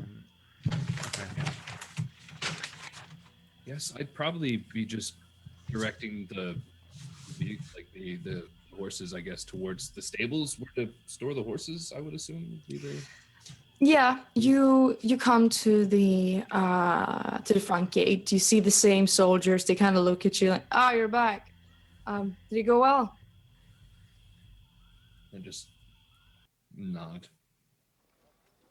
And he kind of looks around at the cart, assuming that there had been nothing wrong. And then you see as Harmon, she jumps off the cart, and she starts helping her soldiers down. You see as two of the other soldiers, they kind of carry this other girl who's still shivering and she's turning more and more pale. She walks up to the soldier and she nods. They're gone. Most of them. And you see the soldier who kind of looks at her. What happened? What happened? What happened? And Harmon, she just kind of looks back at you and she goes with her soldiers inside, leaving you to the confused soldier in front. Right then, drinks. No, we have an order of business. Sir, if you could direct us to the local academic, that would be helpful. Or tavern, whichever's easiest. What happened over there? We have some items that need to have their natures clarified somewhat. So, the local mage, please. But Fort Holm, what happened to Fort Holm? Frost giant knocked it down. Local mage, please. What? It's okay. It's And dead. you see I the- killed it. I'm sorry, didn't you hear me the first time? A frost giant knocked it down. Yeah, I killed the first Yes. giant. I did. Hi. All right. And you see as more soldiers, they kind of start talking, and one that looks more in charge, he comes forward. Captain Lawrence told me to take you to him. And he motions you to follow him. Oh, we're going to see Captain Lawrence. I was going to speak to. I hope to have more of a debrief before we went to see the captain, but very well. Have you ever killed a frost giant? I'm poking at the soldier. He looks down at you. He's probably about like 2 heads taller than you. He's dressed in more elaborate armor, still rugged. See, he's got kind of like a 5 o'clock beard and kind of dark-haired throat bag. No, because they're not real. Oh, they're not real. Okay. After hearing this, I'm gonna jump up on top of the cart and theatrically spread my arms. They do not exist. Well, let me tell you a story. And I point over to Rook and like try and pull him forward. Does he come? Yeah, I'm already waiting for you to perform the song about me that I knew would be written. Oh no, this is not the song. This is just story time. I don't have actually out. I'm like holding the soldier who's trying to lead us away. behold, Rook, the hero of the world. The world? No, I just killed one frost giant. I am no hero. Humble to the very end, and he killed the frost giant. This is all very interesting, but I am the frost giant. Nar, I will kill all of you. But I am Rook. I will kill you all. Sure, I believe you. We should have brought the arm. Please Then we could follow have shown me. this person the arm and they would believe us. Nobody has arms as big as this. With that, I reach into my pack and pull out the eye of the frost giant, and just sort of I hold it up in my hand, and I sort of just like sort of slowly unwrap it, the towel that it's in, and just sort of show him the eye. This is the eye that I did not shoot out. He kind of like looks at it, kind of leans down. Right. You'll have to talk with him. He kind of looks sick. He leads you back to the same place, Captain Lawrence's office was. And he kind of opens the door, leads you the way. You see the same kind of red banners with the solar symbol on it. It's like a sun. He knocks on the door. Yes, come in. He opens, and he leads you in. Captain, Yes, you're back. some news. Just report. Fort home. Do they know? They are very well aware. However, they are also mostly all dead. Other than perhaps 3, I think, of them were with us. There's at least one, a captain, or not a captain, Lieutenant Harmon, but some others as well of varying consequence. Harmon is all right. Harmon is fine. She is down with her men by the gate. But my main concern is that it appears to have been the work of a frost giant. And frost giants do not roam this far south, not regularly unless they are driven as such. And we found a gem. Sven, do you have the gem? Yeah, I'll just pour it in my pocket and just toss it. I guess there's a table in the middle. Put it there. Yeah, you put it down on his desk. You see this beautiful purple gem. Well, we found a gem that could be the material components to some kind of capturing spell. Something to transport a large creature or object a far distance without having to carry the volume of a large creature or object on your person. So I believe that your culprit may be someone of particular magical talent, and I'm hoping that you might direct me to your local academics so that we can discuss further and at length as to what this gem's actual content may have been. Because if it's the frost giant, we already know what we need to know. But if it was something else, then we'll have to keep an eye out for additional entanglements. I still say it's too small for a frost giant. He looks at you and he kind of shakes his head. It's like, you mean that entire Fort Holm is gone? Well, the fort is still standing. There's a wall, perhaps, that has been damaged somewhat. The men are women, the soldiers. Sadly perished. All gone. He kind of looks down on his papers, shakes his head, and he takes out his pen and he kind of writes down some notes. Too many casualties already. I'm not sure what's going on, but it sure isn't good. All right, about this gem, I'm sure you need some rest. You are free to use the barracks if you wish, but maybe you would rather have something to drink and something to eat.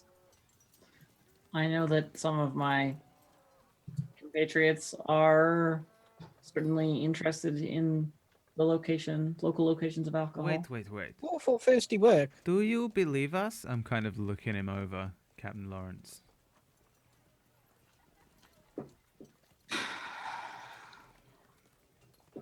Something about you all makes me believe you. I'm not sure, maybe it's an old habit, but I do believe you. There is no reason for us to lie to you. Do you believe that I am the one that killed the frost giant? No, not at all. Tell them. I can get your... He did it. He did. Harmon? I'm shouting for the woman. She will tell you. These are my friends, but your friend will tell you. I am the one that dropped the frost giant. I cut off his arm, shot him in the face. Right. Is it Okay. very, it was all very brave. I can imagine. Look, I am covered in blue blood. So what say you? You have some options right now. I must say I am impressed by your actions. I will offer you a place in the Solar Army, if you would wish. We could give you ranks, we could give you power. You would have a decent pay to do work for the good. We will, of course, reward you. Beer, to be honest. What did you say? Beer. You drink it. Yes, of course. All right, what is for now, I have some rewards for you. If you'd like, you could take a look at the confiscated items in the treasury if you'd like. They will be yours for the taking. I have a feeling you're more keen towards the magical kind of items. I will perhaps. take your magical item for slaying your frost giant, but I will not be joining your guards. Me too. Not particularly of a military mind, though if it's tactics you require, then I am more than adept at coming up with a plan that will take out almost any problem. Of course, I mean you are free to be freelancers. We can employ you at an undisclosed time, and we'd pay you for each mission you would do. Certainly, I feel that my talents are best suited to a consulting position. I trust your capabilities. We'll probably need that in the future if we're supposed to find out what's actually going on here. Yes, well, in the roving band of Nilfgaardian horde, I don't know if I would call it a horde, legion. What would you call? What's the middling thing between? Not bandits. Not. I think they were Viking. Could be. I mean, Hard to say. I never saw the whole group, so I can't count them up and tell you an accurate description of the group. But when they arrive, hopefully we'll be able to deal with them. Is all I'm thinking. I'm not sure. I mean, it's been peace for quite some time, and for them, the Nords, the Midgardians, to do something so brash would be stupid of them. Well, these aren't Midgardians. They are Nilfgaardians.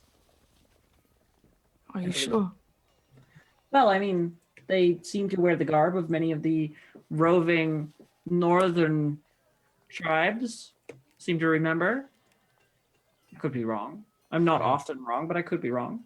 They're definitely dressed from the north.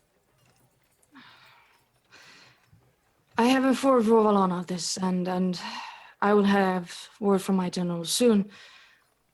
You can stay at the barracks for free if you'd like. It's not exceptionally comfortable, but it's lodging.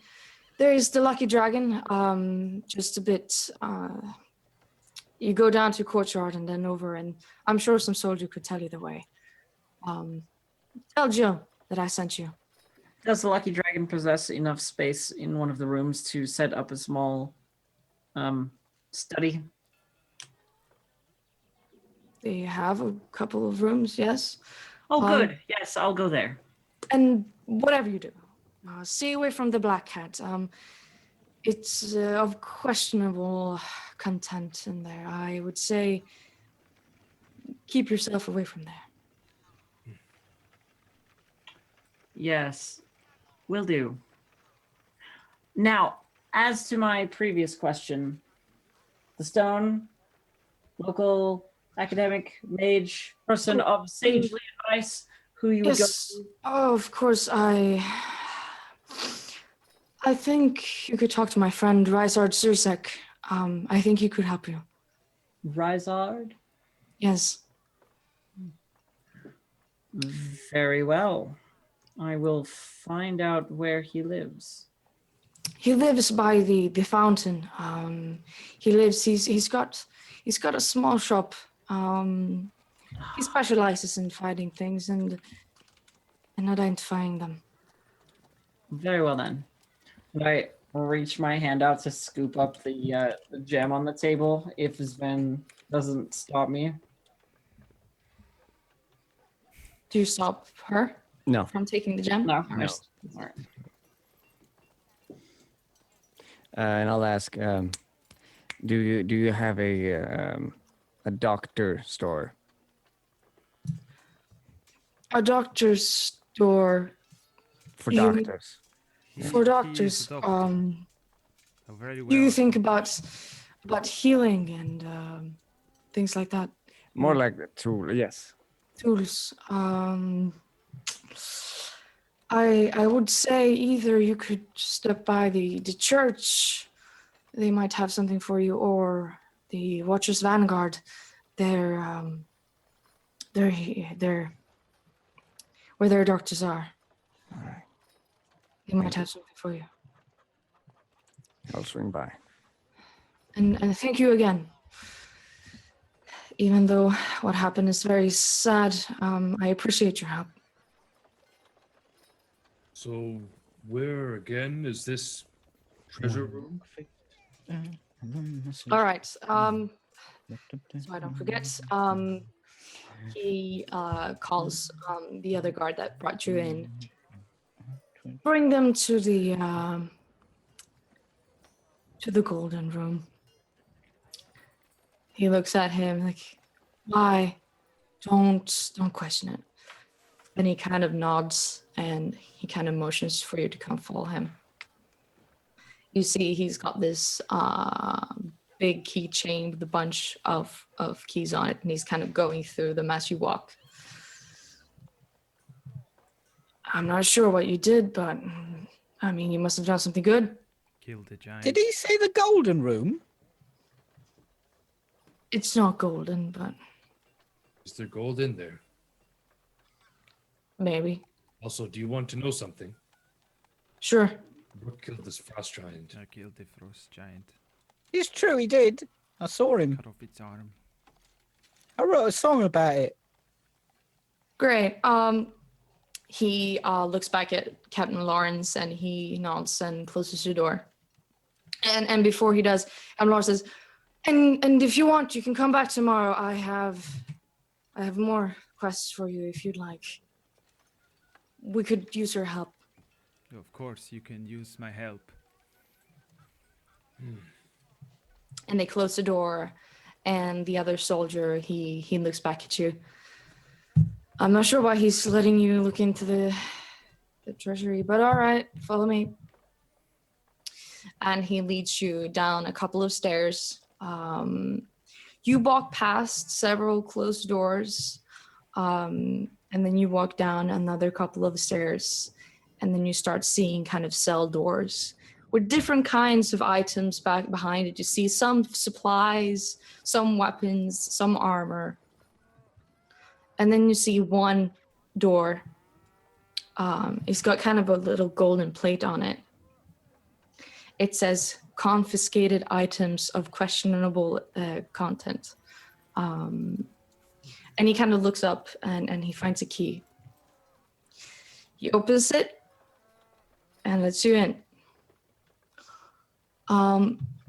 You see kind of a small room. It's not made out of gold. It's kind of a dark, musty smelling place. You see a table, and on the table there are several items. And you're free to search as you wish. Why they would store things away in a place separate that they can't use themselves, I have no clue.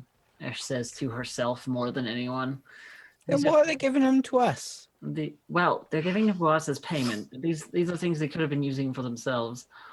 We don't use magic. It's not you. We can't use them. Surely the content surely the magic contained within the physical space of these items is not going to be destructive. Things like keeping your men safer, a blade of armor, you know? Our faith would protect us, and that is enough. And under my breath, their faith in Norse. Is everything kind in of- here magical? You kind of look around. Ash, you don't sense that everything is of magical content. You find a couple of scissors. You find a couple of broken knives. You think this is more of like a what would you call it? Bevis. I don't know what that's called. Evidence. Evidence, exactly. Thank you. Oh, More like contraband. exactly. Like an Illegal. evidence lockup place. Yeah. Exactly. in the police. So, when you look around, who's taking the things? I would look for a dagger since mine is in the frost giant's face. I never really pulled it out, so I need a new one. You find a dagger. It's kind of got like this serrated blade. It's kind of it's a flame bladed blade. It goes like this. It kind of looks like a snake. And it's got this silvery kind of handle. As I see you sort of like playing with something or like picking it up and looking at it, I say, hand it to me. Here you go. I take it and I dig in my pockets for a smaller book, flip it open, and recite a few magic words and cast Identify.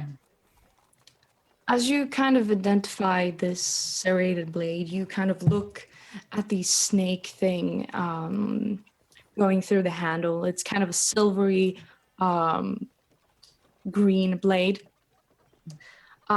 You feel kind of a sense of poison on this blade. You're not sure how much or what kind of, but it's probably some kind of poison magic. I believe that Identify at least gives me like what it actually does. Okay. So let me quickly check Identify just so that I'm not speaking out of turn, so to speak. You choose one object that you must touch through casting the spell. If it's a magic item or some other magic imbued object, you learn its properties and how to use them, whether it requires attunement to use and how many charges it has, if any. You learn whether any spells are affecting the item and what they are. If the item was created by a spell, you learn which spell created it. So if it's only like poison, you don't see it. But if it's magic If it's magic, or it's poison, then, yeah. It's a dagger of venom. okay. I can look that up later. I don't have it on me on the thing right now. Yeah. I think it's this. As you're handing it, yeah. Oh. I hand it back to you, obviously. Yeah. Well, there you go. So, what is it? Well, the snake on it makes me think that it's probably poison in some way. I'll drop it instantly as she says that. It's to the ground. Not poison to the user, poison to the thing you stab with it. Oh. I'll hunker down, pick it back up. What kind of useless dagger do you think they'd make that poison the person that uses She it? said it was poison. I don't know. That's all she said. Is there? I want to rummage through. Is there anything tasty in here? Tasty. You find some old berries dried up.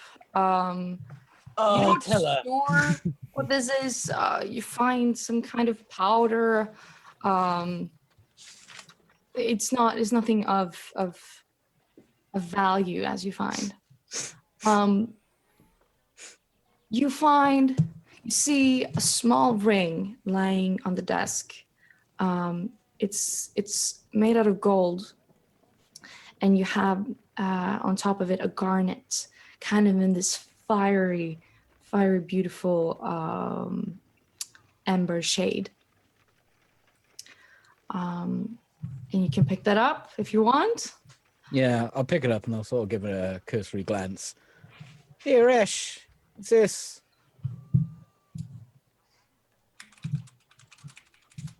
I toss it over to her. I take it into my hand, catch it, and look it over, but I say, can't cast the spell again. I only prepared one. But I can just Arcana. find out. Yeah, you could just find out. You could just make an Arcana check. But there's also another thing you find. You see this. You see some armor lying on the side. It's this kind of dark, brownish, leathery things with kind of small silver feathers on it. Looks pretty, but you're not sure. You feel some kind of magical presence emanating from it, at least. Well, I'm not What- interested in that because I don't use what- armor. I'm What gonna pe- pick it up and toss it to Rook. what? If it's not magical, I'll take it. Yeah, see. That's what it is. And then you also find next to the garnet ring, you find a beautiful golden ring with a lavish emerald gem. And you feel like only the most vain folk would ever wear this ring. Well, allow me to educate you first on what you have in your hands there. The ring that you handed me and that I'm giving back to you now is a ring of fire shielding. It grants you resistance to fire when you wear Toss it. it. Oh, Ping, ping, ping, ping. very well. The Oh, what- armor, is it worth money? yes, it's magic. I try and find it again. The armor that Rook is now holding is, of course, armor of haste. It will allow you to move more quickly and lightly on your feet. Of course, the armor of haste. I am pretty fast already. I'll put it down over the other side. Plus, this is pretty tough. It's got beautiful silver feathers on it.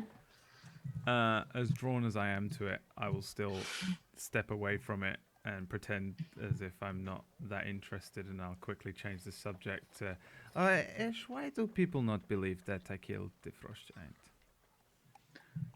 Because you're small and inconsequential. Okay. Don't believe her. So I'm like, He's not that small. I'm like, Taller I'm than like, me, I'm right? like sifting through some random I mean, stuff. he's as tall as Ash, probably. I'm pretty sure. Yeah, I think I'm like 5'7".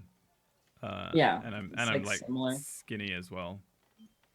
Like, I definitely should not have been able to kill a frost giant. I just I, got lucky. I look at the last object that you've detailed for us, Charlie, and I pick up the ring with the green stone in it. Take Yeah. a close look. And I will Arcana check again. Okay, a 24. I just can't fail Arcana checks. As you look at this ring, you feel drawn to it. Feels powerful. It feels like generations of very aristocratic and noble women and men have worn this ring. It's drawing you in. You want to try it on. You want to feel that confidence. You want to feel kind Should of like I make a will save? ashes. Is that what you're saying here? No, you have the option not to put it on, but it's very, very beautiful. Yeah, that's pretty. I Pretty can't good not. I practice. can't not put it on because I have 3 wisdom, and the desire to do something overrides my common sense. Yeah. So you put the ring on. You feel kind of a surge of confidence fill you. You are cut above the masses, aren't you? And as you kind of look at it, you feel your hand kind of cold. And as you open it, you see several golden coins in your hand. Haven't seen this one before. Can you do that again? And I go to take the coins out of her hand and plop them on the table. Maybe. You kind of put your hand out on the table. Several more coins kind of spill out Okay, until okay. it stops. It makes Yeah, cursed just- money. This is bad for inflation. But good to get us.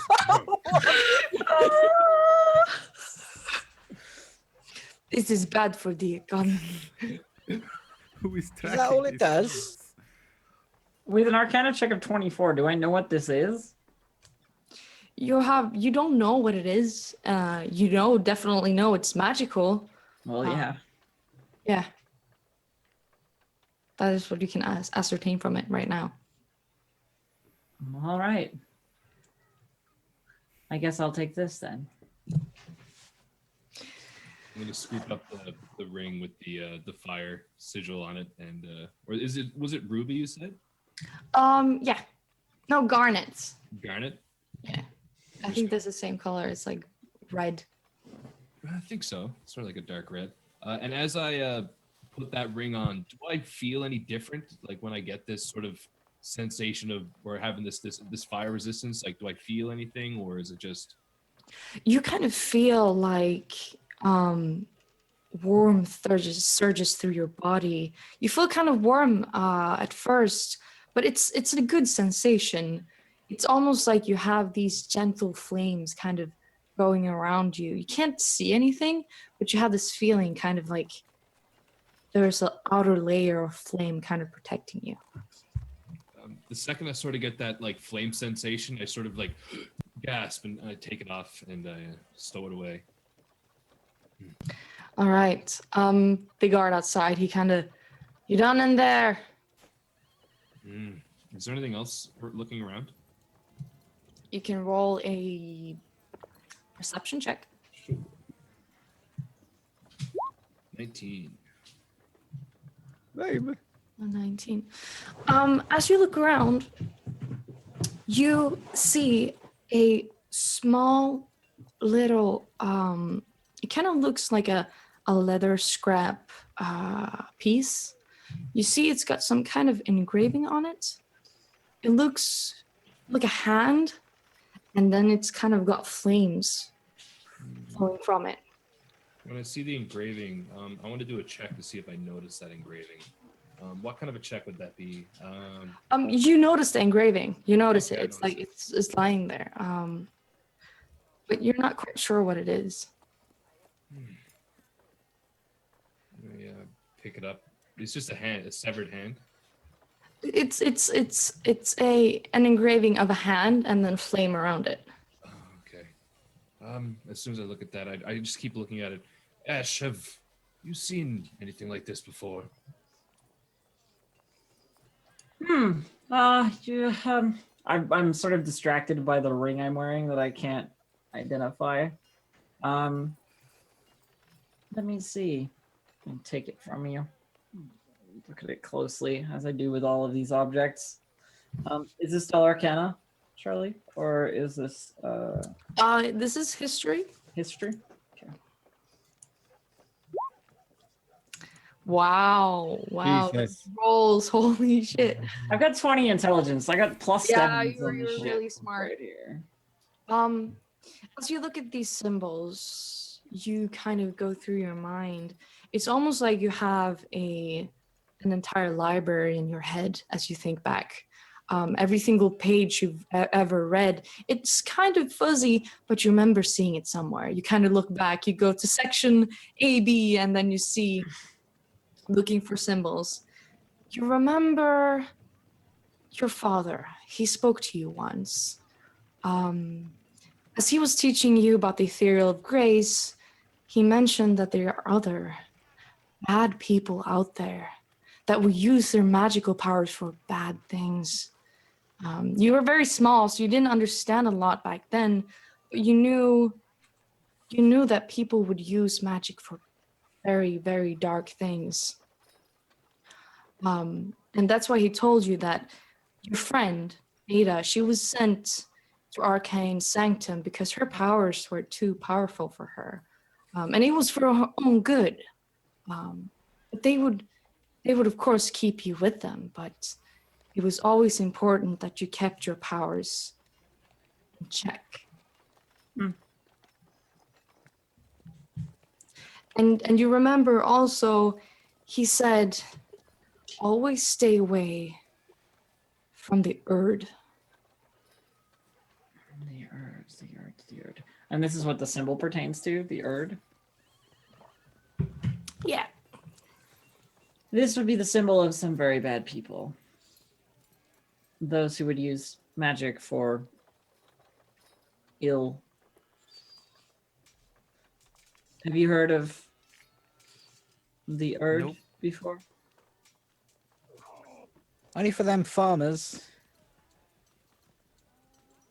Don't know much though.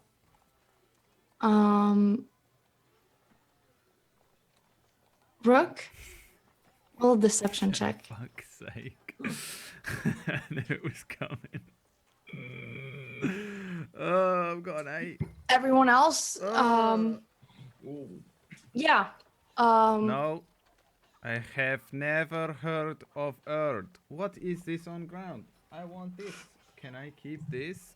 Picking up like a lockpick. Wow, this is great. Bye. He seems very nervous as you talk about the Erd. I'm trying to leave the room. Exactly. I'd like to stop him. Here, hang on a minute. Oh, is this yours? What are you telling us? I think I throw this must be yours. I'm very sorry, Cars. Here you go. I don't want a bloody lockpick. I want to know what you're hiding. Well, it was this lockpick. I find it on ground. I did not realize it was yours. We should go and get you beer, huh? You want some beer? I noticed also something's Do off. want beer. Are you lying to a doctor? Yeah, he's a doctor. Yes. Dr. Sven. A very impressive doctor. Yes. I would never lie to you. You sure? You're not lying. I 100% believe you. Thank you, Ash. Why nobody is believing me today? Bro, All have a right, sit all down by right, you. out of there. The soldier says, we don't have all We have to day. leave now. I will lead the way. Walking out. I watch him walk out and I narrow my eyes at him. Let's get some ale.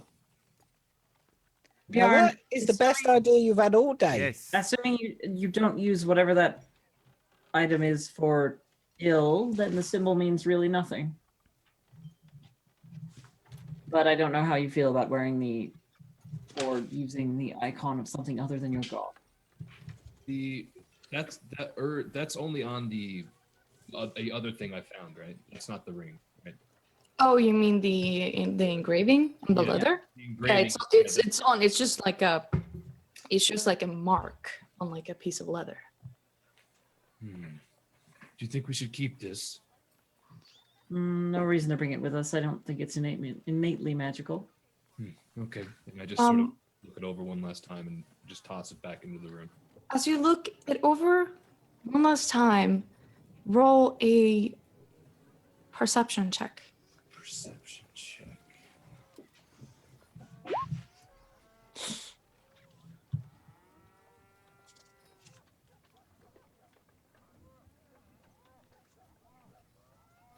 This thing looks kind of valuable, right? Can I try and pocket it? What looks valuable? This ring, was it not a ring? No, that was just a piece of leather with the engraving of the Erd. Like a small piece? Yeah, it's about like the size of like. I want to ask Rook about this later, so I'm going to try and pocket it without anyone noticing. I didn't. But Bjarne is looking at it again. I didn't take the armor either, by the way. If someone else picked it up. Did you roll a perception? Oh, you did. It's, Yeah, I rolled a 6. I was like looking back and I was like, okay. I thought you had seen it. Okay. Yeah. Did you put it down or? Well, I was gonna take one last look at it, so that's my last look. And then if I don't notice anything, I was gonna just toss it into the room. Just literally Okay. just throw it back into the room. Carcer, are you taking it? Yeah. I want to try and ambush Rook with this later. Okay, you can roll a perception as you pick it up. I'm not good at that. Apparently I am today. Okay. As you pick it up, as Bjarni just tossed it, you kind of just take a look at it for yourself. You being more of a nature kind of person, you've flayed a lot of animals. You've tanned a lot of leather. This leather is different. I swear to God, if this is human skin. It's thinner. It's got a different kind of tone to it than what you've seen before. Is it human skin? Who knows? You you kind of take a look at over it. You have this weird feeling that it's not of animal descent. Oh God. Oh, it's disgusting. Yeah, I'm gonna like just stuff it in my pocket and try not to think about it. All right. So, the soldier kind of ushers you out. He locks the door behind you. He pretends really not to look at what you found. Did you take the money that you dropped on the table? From the ring? If no one else has, I would have Yeah, instantly. I would have had the 3 pieces. You guys are all over the gold anyway, so yeah. It's quite a lot of gold. It's about 50 gold pieces. Holy shit. Okay, this was like It was just like falling out of your palm. And he walks you up and out of the office, out of the barracks, and into the courtyard, the entrance. You see more people walking around. You see the soldiers kind of stirring. You see Lieutenant Harmon talking to some other soldiers and some other that seem to be higher in rank. They kind of nod, and you see that they have probably been informed of about what happened at Fort Holm. There's kind of a solemn silence and acceptance over all the soldiers. And at the same time, you see how more of them, they're kind of looking at their weapons. You see people, they're putting out more guards. They're probably getting ready for something.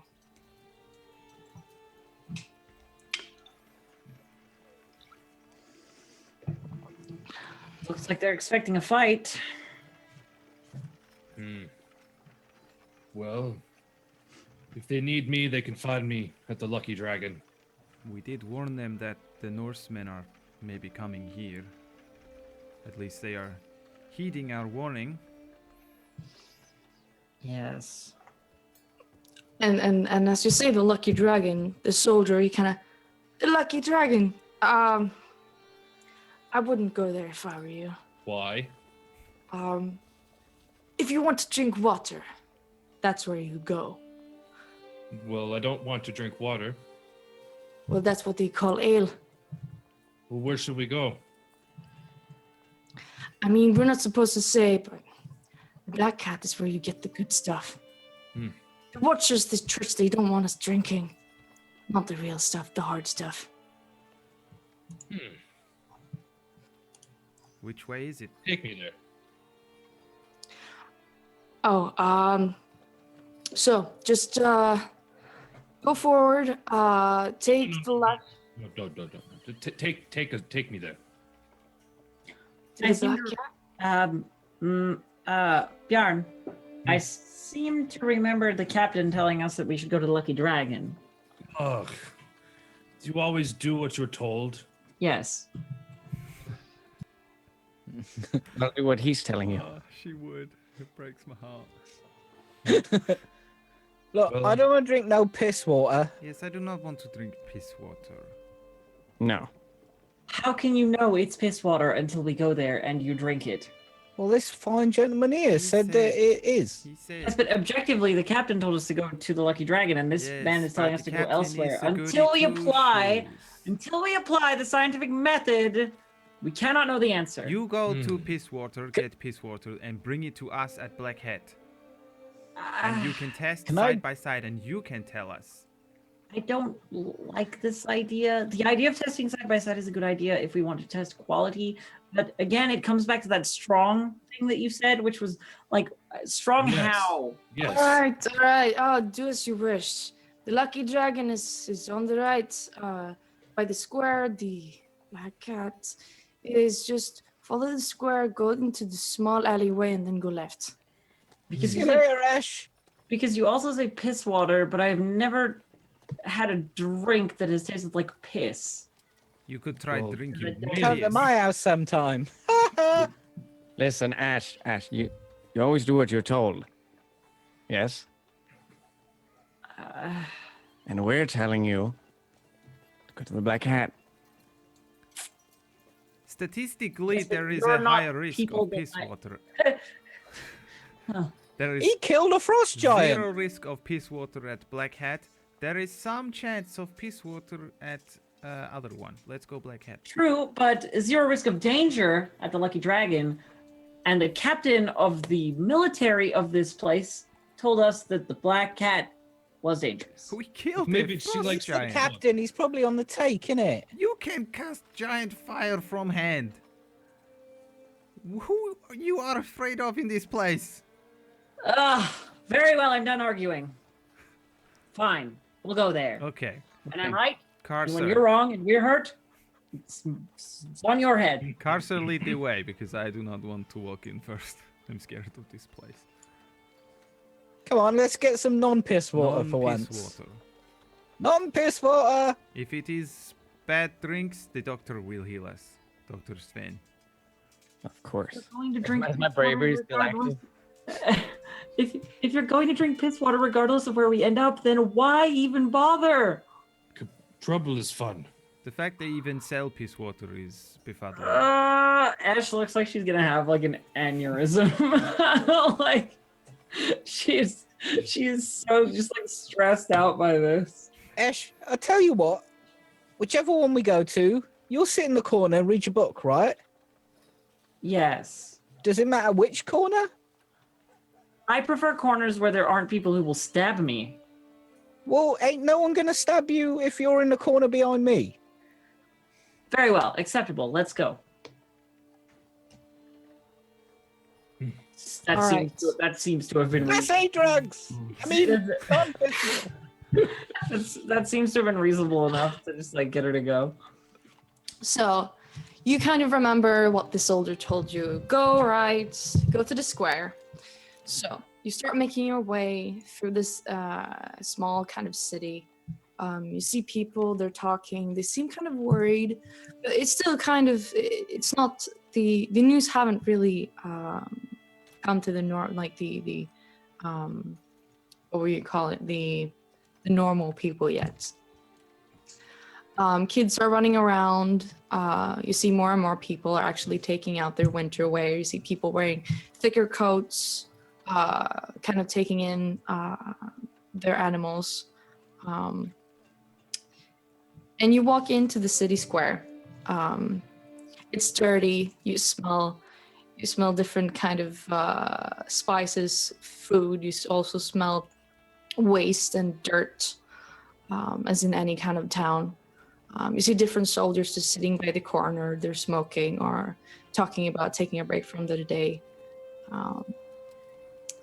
You walk, you take that side road, you walk into a small alley.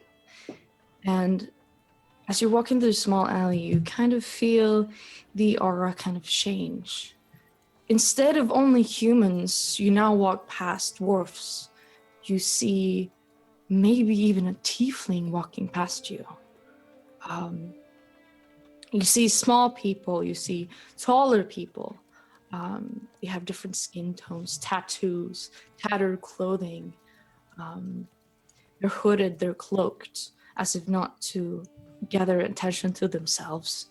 You seem to be in some kind of slum area of this city.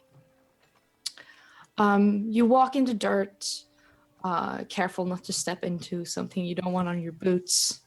And soon you see a small sign up above this kind of a dark door.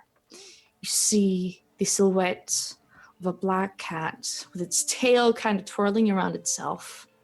No letters, no nothing. You see a small halfling stand there. You see it's a woman. She's got red hair tied back into a ponytail, and you see she's got some kind of tattoos going across her face. Probably something in giant or whatever language, you don't know. Is it Draconic, Celestial, or Elven? No, it's not. All right, just checking. Does anyone know Infernal? No. Okay, you have no idea what it says. It just kind of looks like scratches, almost some kind of runes across her face. She looks up at you as you come. Hey, who are you? Oh, love. Who are you supposed to be? I ain't no one, ain't I? We're thirsty. Well, you don't sell piss water in here. Yeah, hell yeah, we don't say piss water over here. You got whiskey? We got whiskey, we got ale, we got beer. What else would you want? You got any more like you? There ain't more of me. One of a kind, one of a kind. That's right. Ash has already gone to find somewhere to sit down. There's not really any place to sit down. Most of the places are occupied by some dark cloaked figures. You see kind of people kind of coughing there. You see someone maybe even puking in the corner. You find kind of a small edge by the window that maybe you could sit on, but that's about it. You'd have to kind of share it with an old man sitting there. He doesn't even look like he's awake. I look at Carcer after having surveyed the room and finding no open tables. I look at Carcer and I say, "There's nowhere to sit." Oh, you're not inside yet. Oh, You're still outside. She hasn't let you in yet. of course. Who are you with? You with the army? We're with ourselves. Do we look like we're with the army? I don't know what you look like. Bjarne kind of does. Don't cause any trouble, okay? I ain't done nothing. Or Minna will have my head. All right, you're free to go.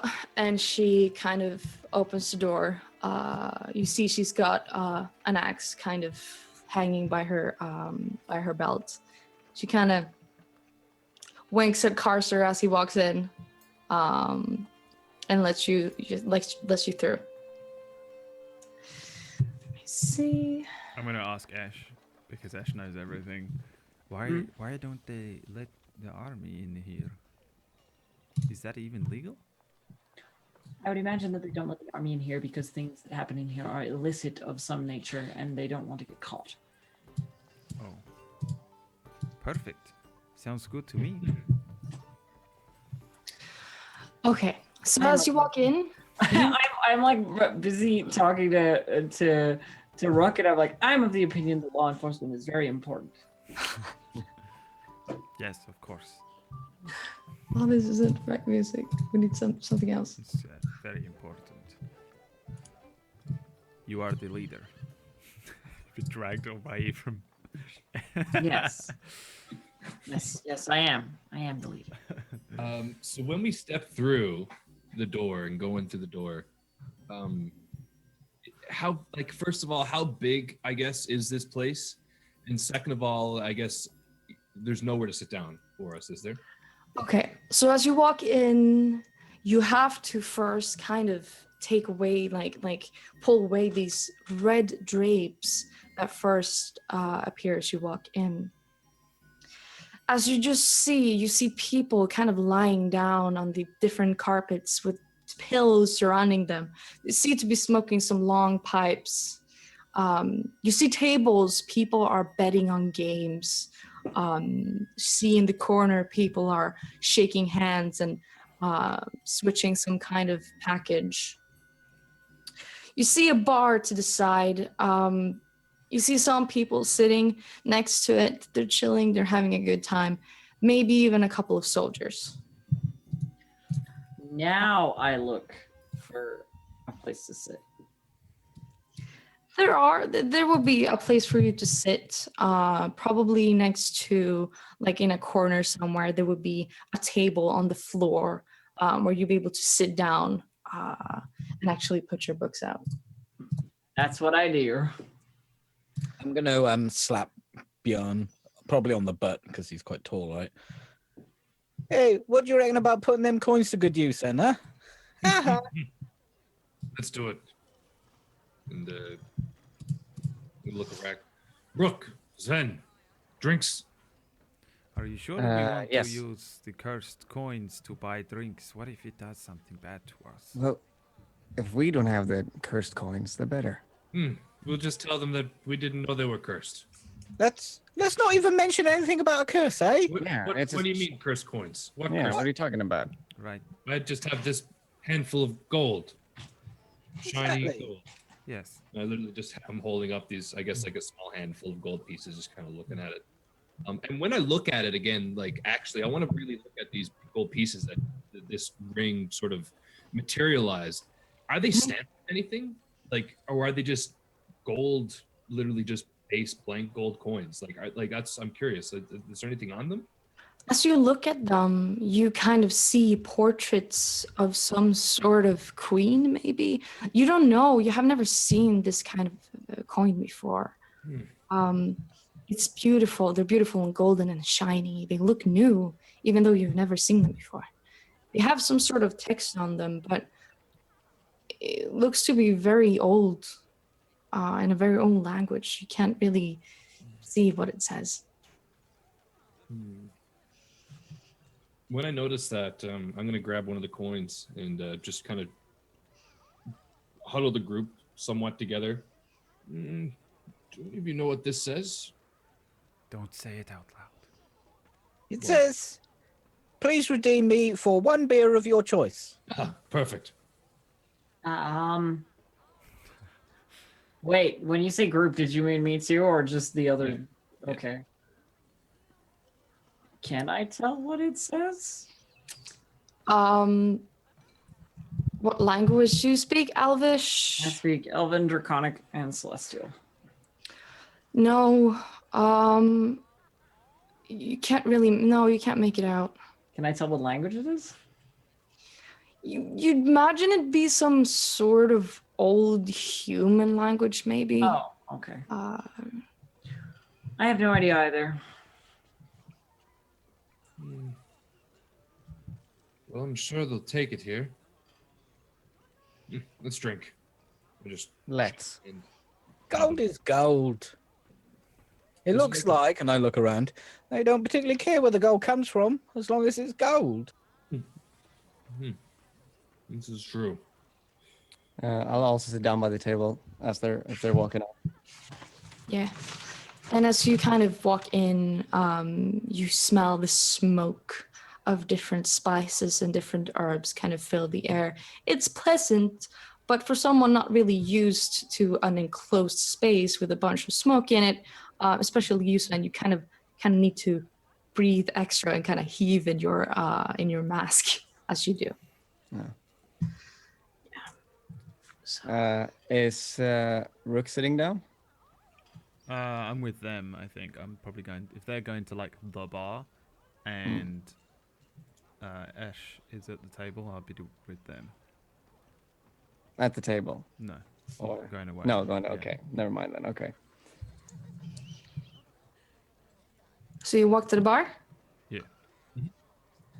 As you walk to the bar, you see a barkeep. She looks to be probably a wood elf of some kind. She's got this bustle on, and she's got like a very low cut shirt. She's got this kind of light brown hair tugged back in some kind of bun. And she looks over and she's pouring up some ales. What can I get you, love? Haven't seen you here before. 10 whiskeys. 10 10 whiskey. whiskeys. Really? And a nail. Right now? Yeah. All right. Well, just a bottle and some glasses. 10 whiskeys of bottle. Well, just one bottle instead of 10. Can I get some ale? Okay. Yes, yeah, of course you can. She kind of looks back. She gets out this bottle of whiskey. It looks like a good brand. She puts it on the table. She gets you a glass. She looks up at Carcer, kind of an ale, and she pours it up and she puts it out in front of you. Take a sniff. Does it smell good? Smells really good. You know, you have a feeling that this is quite close to what you would have at home. Not as good, but pretty close. This is probably some kind of home brewed type of ale. They got some sort of IPA at the back. I'll take a swig. It's good. That would be 2 gold. Sure. I grab 2 of the gold out of my pocket, which are 2 of the new fancy fangled gold, and just pop them down. She looks at the gold. She kind of like she looks at you, but she takes them. All right, next one. And she turns to another customer and starts talking to them instead. You have your whiskey. Rook, have you ever had this before? Whiskey? I just nod. I don't think so, no. Try this. And I just pick up the bottle and crack the top and just hand it to him. And I don't know if it's. I'm gonna see if he takes it. It Rook, smells I like, viewed it's better if you quaff it. it smells like what they use to clean things. It smells really strong, kind of like musty.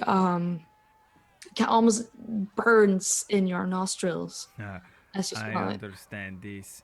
Whiskey is like Elvish for piss water, isn't it? You drink, Barn. Sure. I take it and I take a swig. Ew, you drank the piss water. And I take I don't know, probably like a nice big glug and take it down and wipe my face. Friend, this is not piss water. It's killing you. The cursed coins. Scratch my chin, take another drink. Getting used to the burn a little bit. No, it's not killing me. I'm just gonna head back over into the corner. Just take another sip as I'm walking. I'm gonna turn to I'm Caster and say, "Did you see the barmaid? She could sense the evil from the coins, but she took them anyway." I look at the barmaid. Does she look like she's sensing evil? No. She's kind of looking you over, and when you look back, she kind of smiles. We're both just looking at her like. Except she I'm kind of all charismatic and smiley. feels like you're checking her out. She kind of gives you both a smile, and she kind of continues She is on her marked. merry way. She's I marked think she for likes death. you. She is marked for death. Charlie, I have a question. Maybe that's the curse. She fancies heroes. There is nothing that Maybe can. that's what she wants. There's nothing that can save her now. You had a question? Yeah, how voluntary is the generation of gold from my hand? Like, if I tip my hand the wrong way, am I just like dumping gold onto the table? Or is it like, I want gold, boom? As you try to kind of summon more gold, there's no more gold in it. Okay, all right.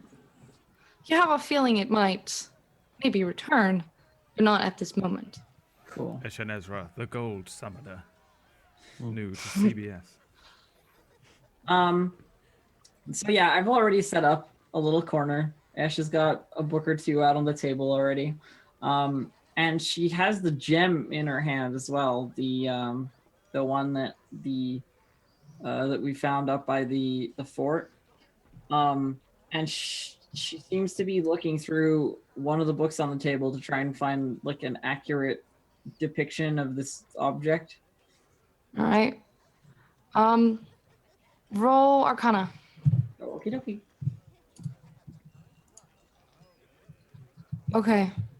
And as you delve into your books, we're gonna take a break. So yeah. See you soon. The old Bradwell cliffhanger right there. I have taught you well, my Padawan. All right. Well, we'll be back in a couple of minutes to find out what's in the book, and also to find out if the elven barmaid is marked for death, or if I'm just an idiot. We'll Probably the second one. we'll see you in a couple of minutes. Make sure to get your Class A drugs in while we're away, and we'll see you in 2, 3, 4, 5, 6, 7, or 8 minutes from now. Bye.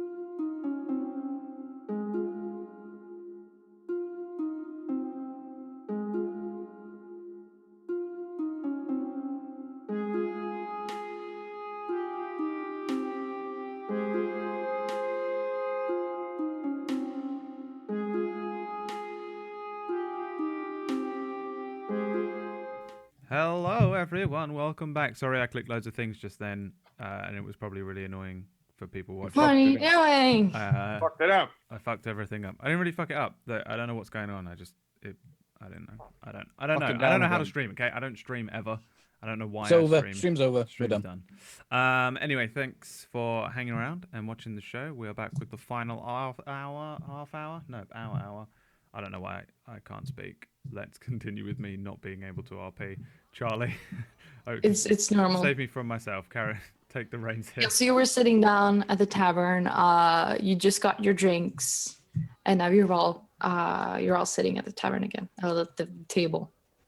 You were just about to reveal what my book told me about. Oh yeah, I forgot about that. You can't leave a cliffhanger and then not resolve it. I do what I Tune in want. next week to find out. Just end an hour early just to leave on that cliffhanger. No. But you were looking at this gem, and at an 18, you try to just close out all the sounds around you. You stare at this gem. You try to concentrate your magical aura with your books at your help, and stare into this gem. It's almost like it's hollow. There are still reminiscences of a magical presence in there, but there are only almost like hints of it. It's not there anymore. You can ascertain that whatever has been in this gem has already been spent. It's been used. As soon as you said hollow, I had this mental image of like Ash staring into this gem and then like having to quickly break eye contact. Like, no, I don't want to trap whatever's in my mind in that gem, you know? Like oh man, it's really empty. Wisdom saving throw. No, wait. It's okay. So you know it's been magical, but whatever has been in it, it's been spent. What magic that was in it, you don't know. It's hard to kind of trace back what's been inside once it's been spent. But you look closer and you kind of see a small crack on the side. And from what you can know, usually if you use a gem to help with your spell casting, they don't crack. Okay. So whatever was kept inside of this gem might have been too powerful for it to contain. So I see everybody else kind of coming over, and I put the gem away, and sort of wait for everybody to gather around with their drinks or what have you. Move my books out of the way of people trying to put drinks down, and don't want to ruin my precious tomes with your stupid rings of mead, and so forth. I wait for the rest of you to gather around before I say anything about the gem. Are there any bards or a band playing here? There is. You see in the corner, there's a really small stage. You see two men. One's got this kind of exotic type of flute, and the other's got some small drums, just sitting and playing carefully on them. It's a very soothing type of music. It's not really made for partying. It's more like relaxation and sensation in that kind of regard. Are there people smoking opiates anywhere in this place? Have you had an experience with opiates before? I don't know. I feel like I'd probably be more comfortable in this place than some of the other places we've been. I probably haven't spent a lot of time in taverns drinking, but I've been hanging around in slums for a while, so I don't know. You tell me. Yeah, having like hanging around in slums, you'd have the knowledge that it's probably It's probably some kind of opiate, some kind of drug. Let me take up my drug sheet over here. The Past old the band, I'm going to give them the traditional bardic greeting as I walk past. Chill.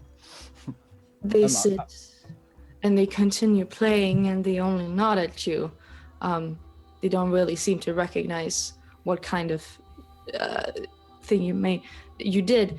These people they're more tan. They have darker hair and darker eyes. One of them has really green ones. You have a feeling they're probably not from Ilaria. Maybe Hosava, maybe further south in the country. Oh, in that case, I give the southern bardic greeting. You give this so-called southern bardic greeting. They kind of look at you, offended. Oh, wait. Was that my uncle just fucked my donkey? Oh, shit. I just wave and smile. You just did. My uncle fucked the donkey towards them, and they look very confused. Quickly give them a cursed coin. Bjorn. Yeah, I'd take one out and give one to him. Give one And, pass the cursor at least. Do they have a hat, or are they just playing? They don't have any kind of like donation hat or boots or whatever. Okay, I put it into my Probably- donation boot and leave. You put it in your donation boot? Well, they don't have one. So they're obviously not actually bards. All right. And as you're sitting, you see Rick especially. You notice people are smoking, and they seem to be kind of out of it. You see there are probably some people who would supply with these kind of drugs in this place. I am mildly interested. You need to get some Class A drugs. But I am also sort of weighing up my options here because I'm not a fan of the cursed coins, and I haven't got that much real coins. So I'll probably sit down and consider. What I'm saying here is when I get drunk, I'm probably going to go and buy some drugs from the drug-selling dwarves in the corner. But not yet. I'll sit down quietly and just wait for the whiskey to come my way. And the whiskey comes your way, I suppose. As Bjorn sits down. I guess I'm sitting down. I guess we're all sitting down, and I'll take a swig and I'll just put the bottle back down and see if anybody takes it. But I'm just sort of doing that. I'm just sort of to myself and kind of praying to Odin under my breath, very quietly too. But every now and then you'll just probably hear Odin. Might be the only word that you understand. And then every now and then I push the just bottle take at a Sven. swig. What? I'm pushing the bottle over to you. Bam. Yeah. I got my straw ready. I was sitting there waiting for him to drink it up. Put it in the mouth. I'm not sure that you're interested, but if you are actually still curious about the gem that we found up at the fort, I have found some things that I would like to share, some insights I would like to. The empty gem. Yes, the empty gem. It appears that whatever was in this gem perhaps didn't want to be and could not be contained as such by the gem, as there is a small crack along the side here, you see? Right there. It was the fire giant, the frost giant. This drink is strong. It is. It's a fire. It's a fire. I mean, it could have been the frost giant, or it may be something even more potent that escaped that we didn't see. Perhaps something that summoned the frost giant in and of itself. There are more gems. Is it containing more giants? No, those ones are merely naturally formed gems the frost giant had. Yes, could I take a look at the gem? Certainly, yes. See if I can fix it. I hand it over to you. Grab it and I sort of like probably take one of my gauntlets off and grab it in my bare hand. And for those of you that are looking, like even my hands are all scarred up. But I'm going to cast Mending as one of my cantrips that I have. And it there's a single break or tear in an object you touch. So I don't know if this will actually work, but I'm just going to use this spell on this gem to see if I can mend the crack. It's a magic. Yeah.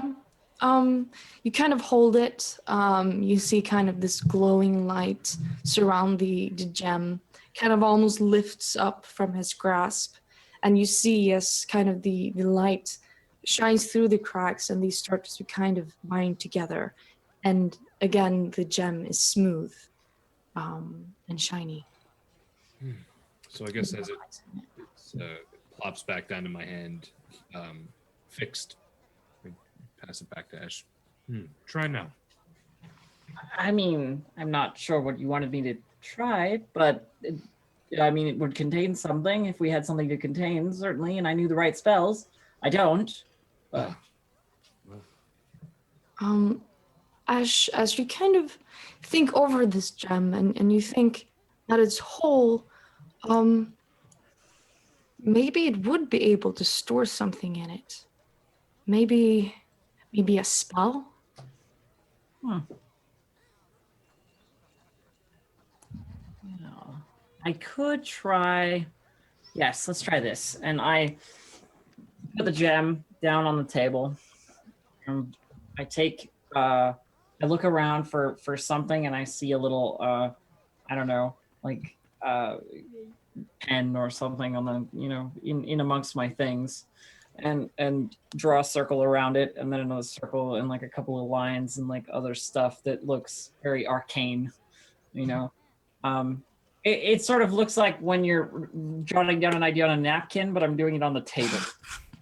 And I focus my energy on the gem, and I touch it with my hands, and I mutter a few words in an arcane language and cast a spell. Let's cast Detect Thoughts. And I focus the power of Detect Thoughts into the gem.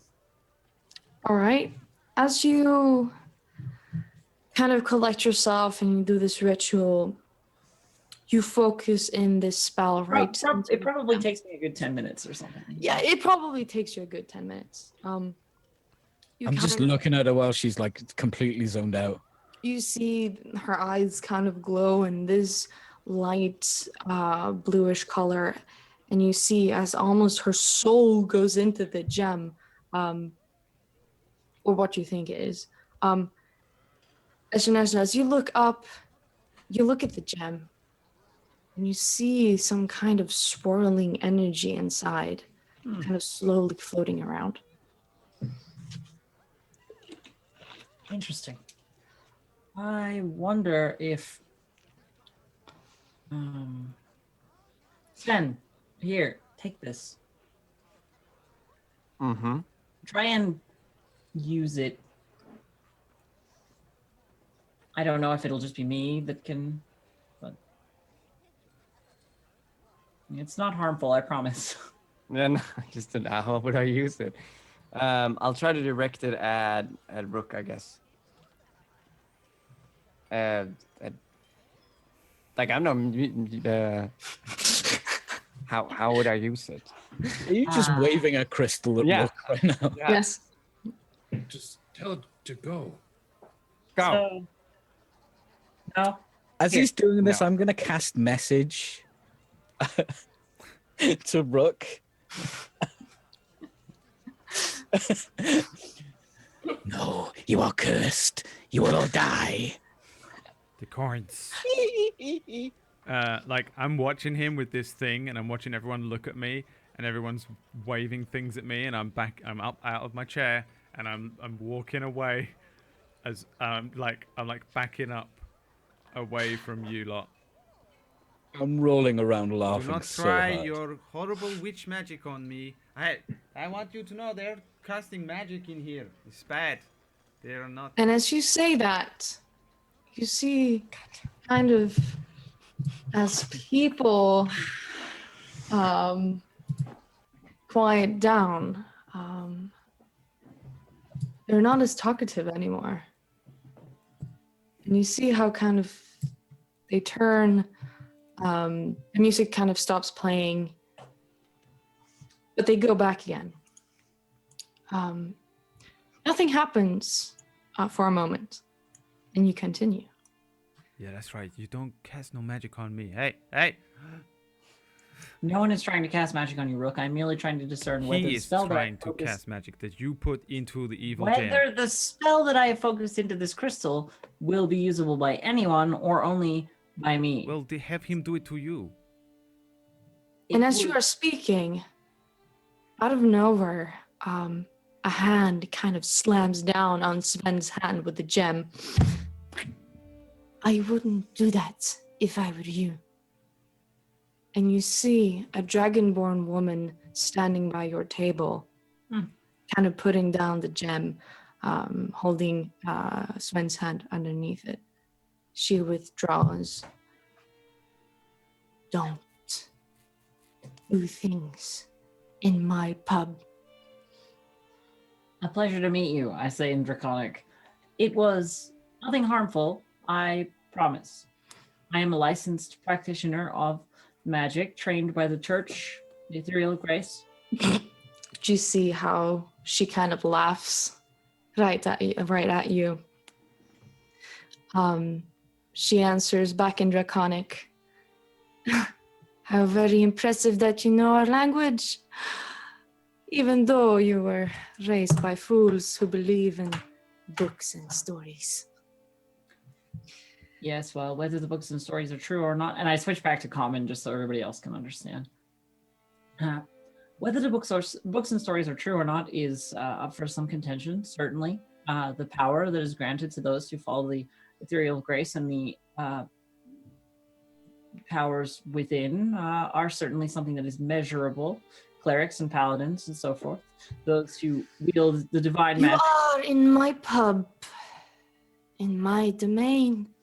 You see how she kind of leans forward, her kind of brassy snout leaning towards you all. You see Ember eyes staring back at you. She's wearing some kind of golden chain and a white cloak of some kind, adorned in beautiful, intricate embellishments. Magic. You have made quite a name for yourself in this city. You were in Midgard, yes? Yes. And as I was saying about the gods, however, in the same vein that I would not disparage our friend here for his worship, because it grants him a certain amount of power, I would not disparage anyone's worship were it measurable in some form of magic. I don't care about your magic, little one. I care about what you know. I know great many things. I'm sure you do. I'm sure you do. Is there something in specific? What happened in Midgard was unfortunate. But I wouldn't say that they didn't deserve it.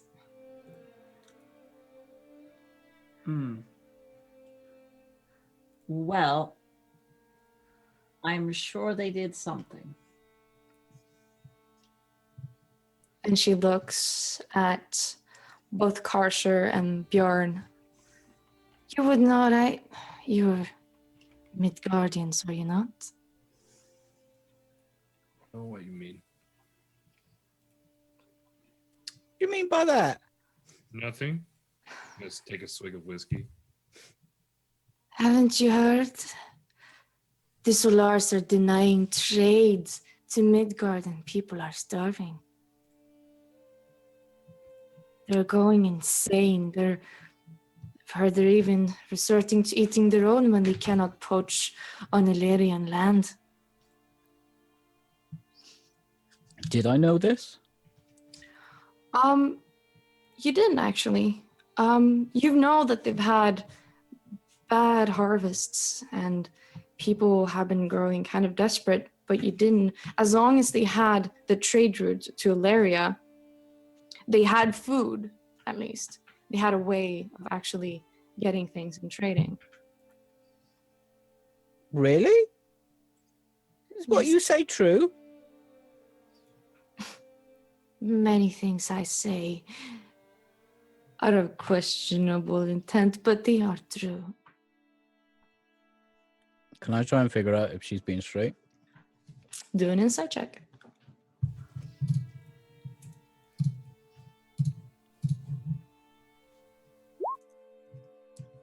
15. It's hard to kind of see if she's telling the truth or not. You're not used to staring into the face of a dragon. But she seems to be telling the truth either way. She seems to kind of have the intent of sharing information. Maybe she can get something in return. All right, miss. Cards on the table. What do you want?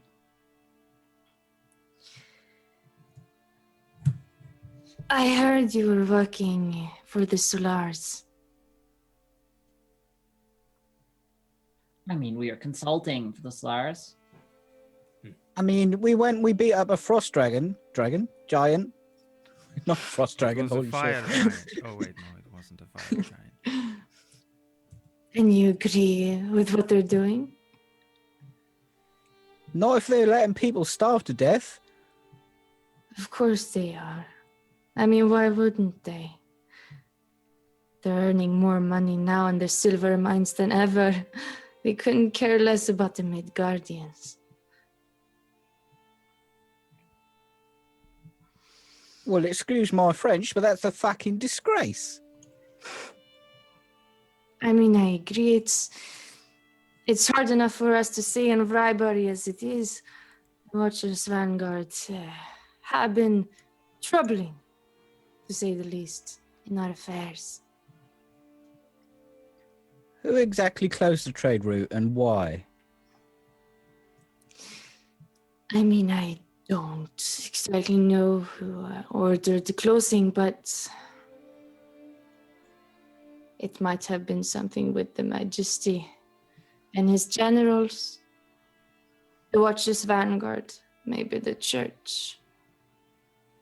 What do I know? A great deal, it seems. I hear a lot of rumors here. It's good to listen. You will hear more than you think.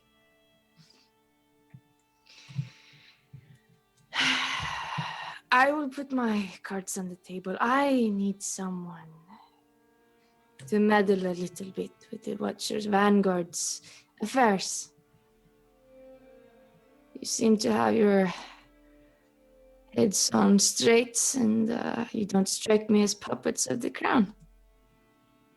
What is it So- you need done?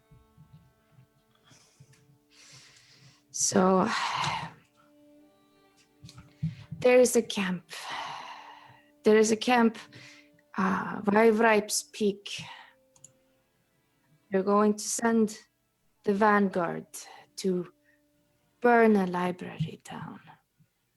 It's an ancient ruin, and they believe it has some kind of scrolls inside. It might be worth a lot of money. The scrolls, so you say. What do they contain? What sort of library? I mean, I don't know what they contain, but we have collectors that might pay some good cash for them.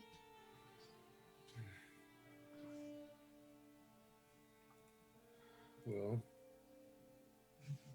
will you pay us? What would we get out of doing this for you? I'll pay you. You may take whatever you find interesting, and the rest you can bring to me. I'd say about 50 gold. Mm. Do you have anything besides gold? We have. Yeah, wait a minute. Point a finger at you.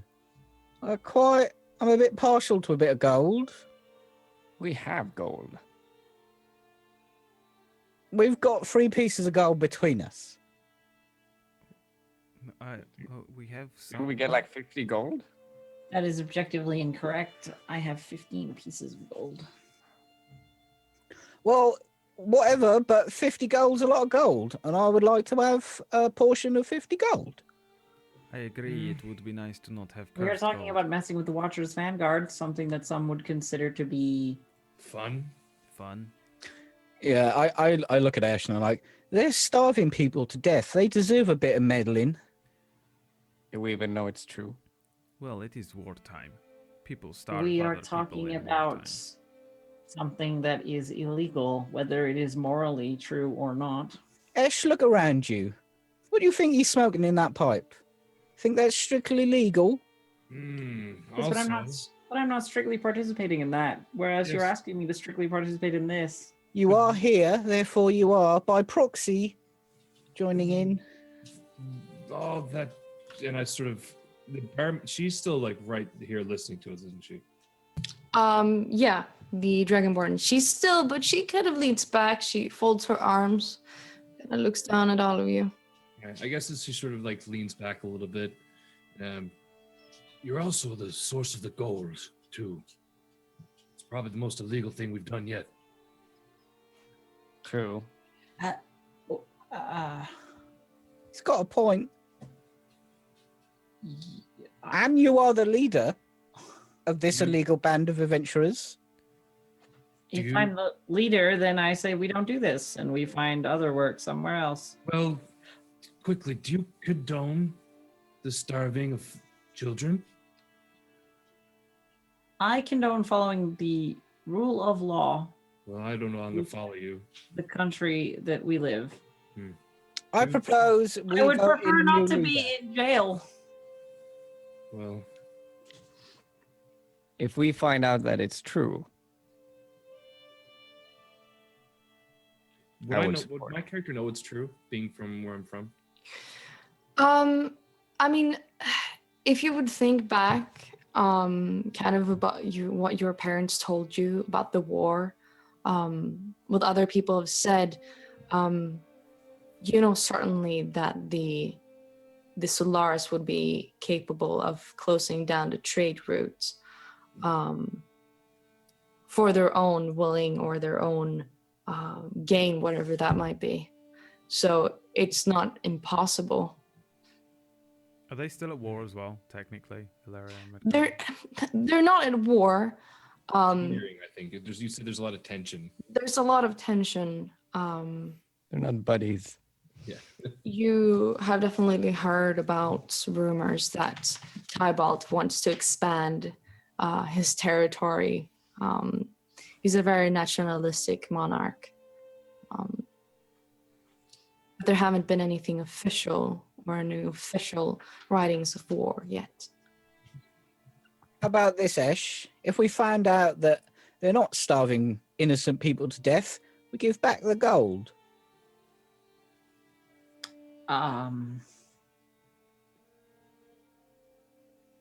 I seem to be outvoted either way. I say we do both. We help this one. We help the Solars. We make plenty of money. We drink.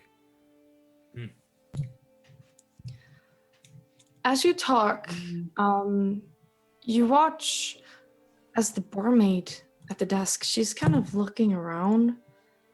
You see she kind of holds her hand up and she's got this kind of dirt in her hand. She looks back at you. Do you have any of the golden coins on the table? No, we ran out. You ran out? I have one Remember? in my boot. Said that I 50 gold? You said that I couldn't conjure anymore. Yeah, but they Oh, you didn't spend could- it all but on you- whiskey, did they? Oh, But you 50. brought- I you thought it brought- was 3. No, it was 50 gold. You had 50 golden coins. I have and one you- in my Buy boot. whiskey for it all. I Yeah, I knew probably have like 20 pieces in my pocket. Exactly. And you look at these gold pieces and you see how they kind of just fall apart in your hands. There's a piece They in a turn boot. into dirt. Well, She looks back at you. Hey, what's this? I'd stand Is up this some quickly. kind of joke? That's one second, and I stumble over probably half of the bag because I've been drinking probably half of the whiskey. apologies.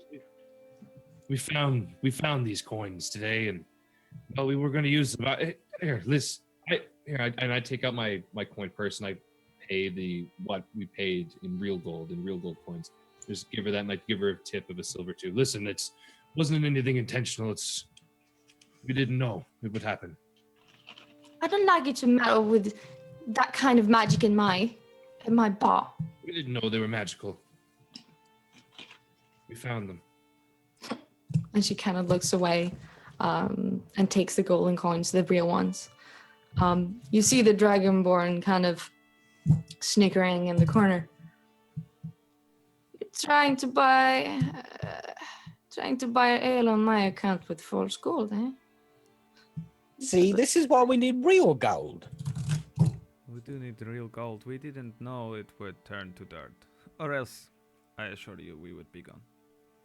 Yes, I'm sure. I'm sure you wouldn't pay for them. All right. Ash. Poor Ash. Well, I guess you make whatever deal you want to make, and I will come up with a plan. I Now, spit on my hand and thrust it towards the Dragonborn lady. Wait. I love gold as much as all of you, but I will not break the law in vain. See? Mm.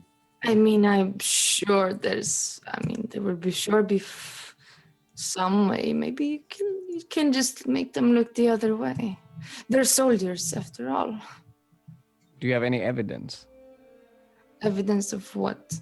of what you're accusing them of doing to Midgard? Burning down a Nordic library. It's old, it's ancient, You hear a lot of things when people come in drunk. I have many of the Watchers Vanguard. They come in and they want company for the night, and they drink and they spill their words. I know a lot of things. My name is Minna, by the way. Ashen Ezra Kilianthiel. Nice to meet you, Ash. Yes. And the rest of you. What is your name? Sven. Call me Casa. And she looks over at Bjorn and Rook. I'm Rook. I'm Brooke. You're Bjorn. And he Sorry. is Doctor. I'm drunk. I think you've had a little bit too much to drink. I'll say I'll let you rest for the night here, no charge. And you can get done by the morning. One Very thing. well. What are they smoking? She kind of laughs. Oh, you want to try? Mm, It's very good, I promise. what? Just don't take too much. Don't. It's called opal. It's harvested from a fusavash flower. It's rare, but easy to find if you go the black smug routes.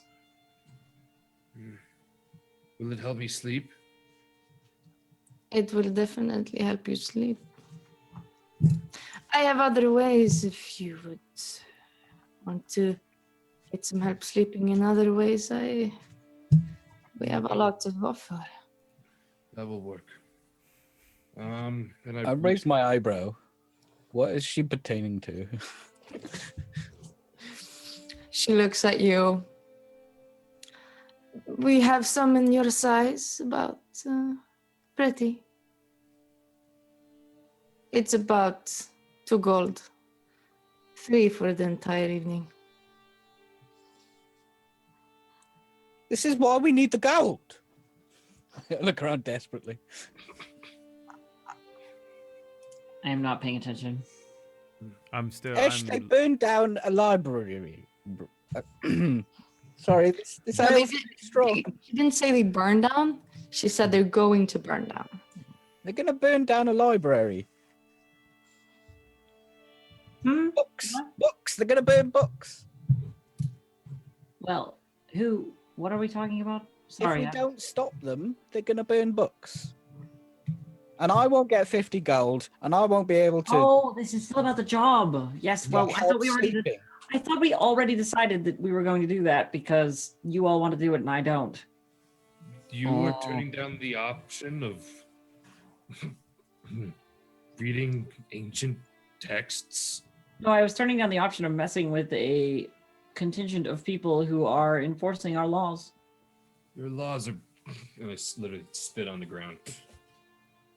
This Southerners. And I mean, even if Yes, I was already aware that we were in disagreement on that, and I've already said we can go. The library is a benefit to me, certainly. I won't turn it down.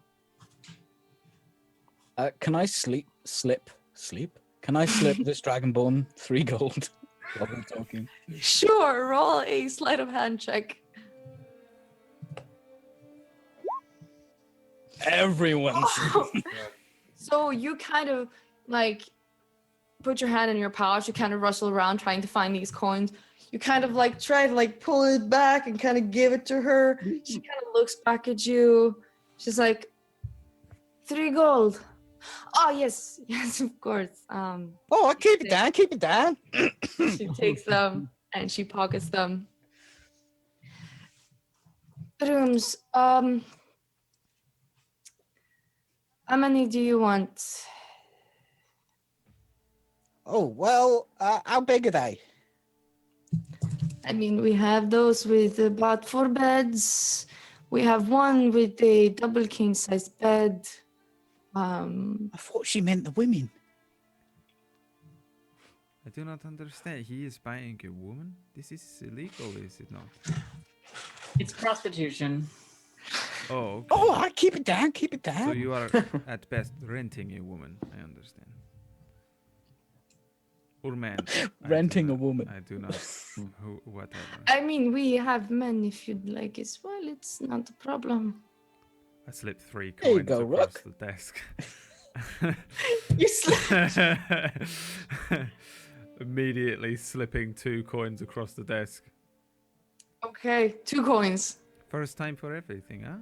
Put two coins across the desk, and I say, "Come, Bjarn. I have never tried opal, but I used to run some for some dwarves in Eastmond. Let's try. Let's try, and then I will be back." And then I like nod at the woman and slap Bjarn.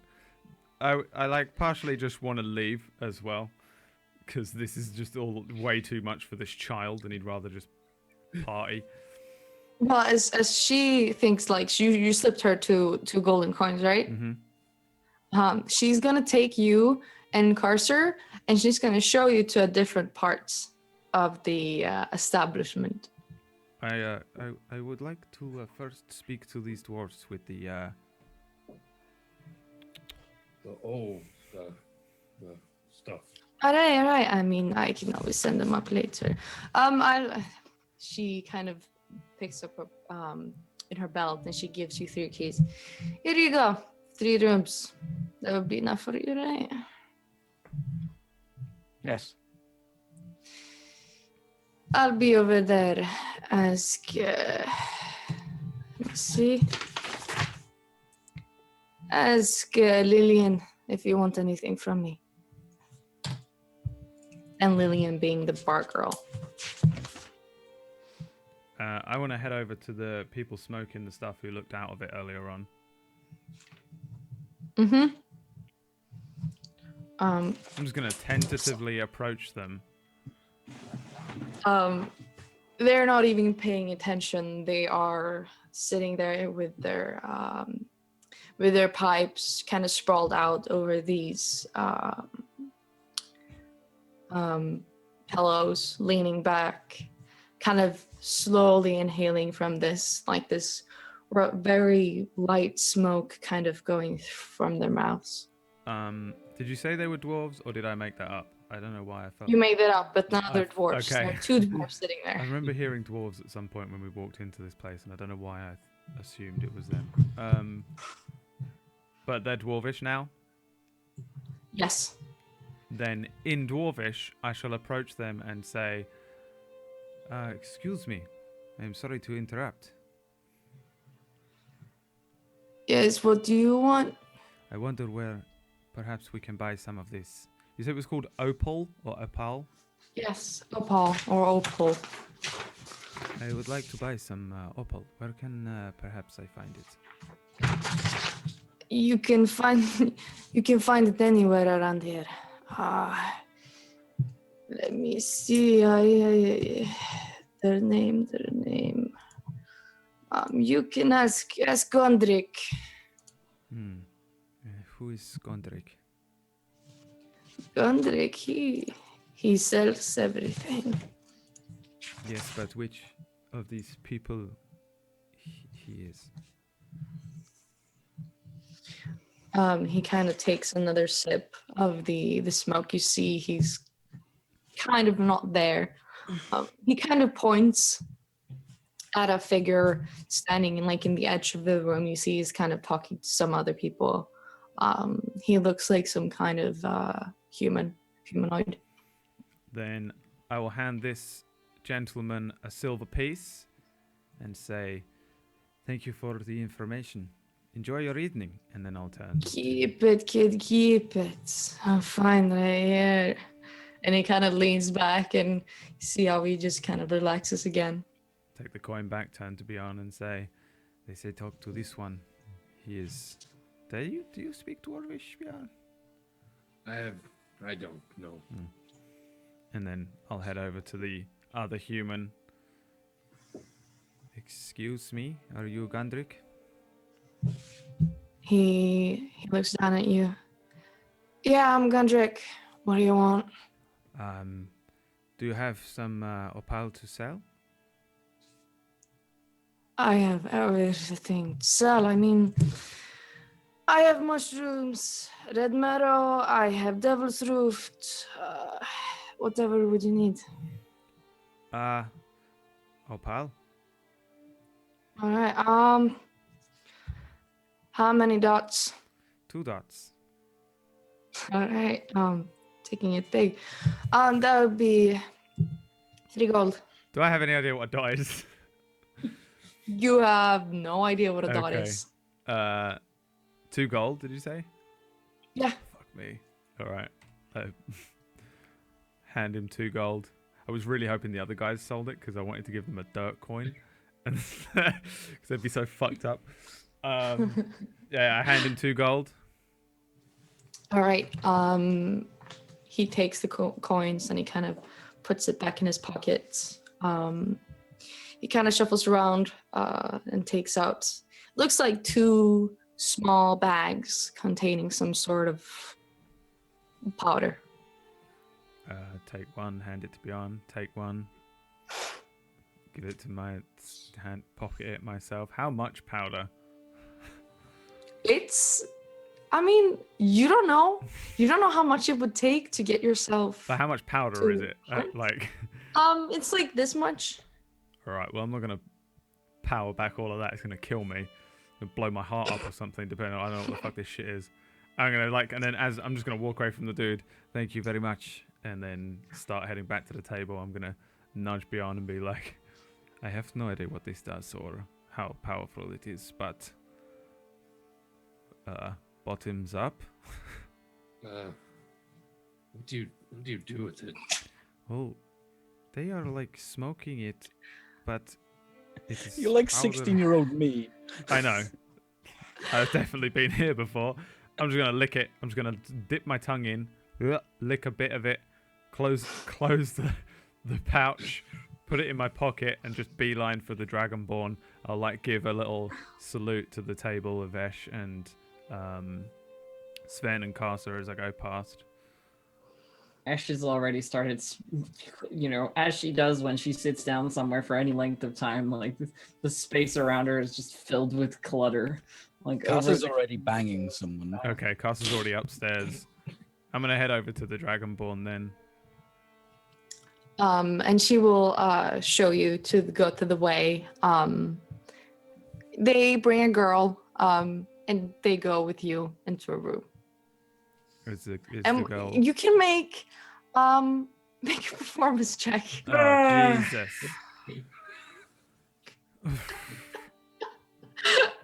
All right, hold on. Jesus.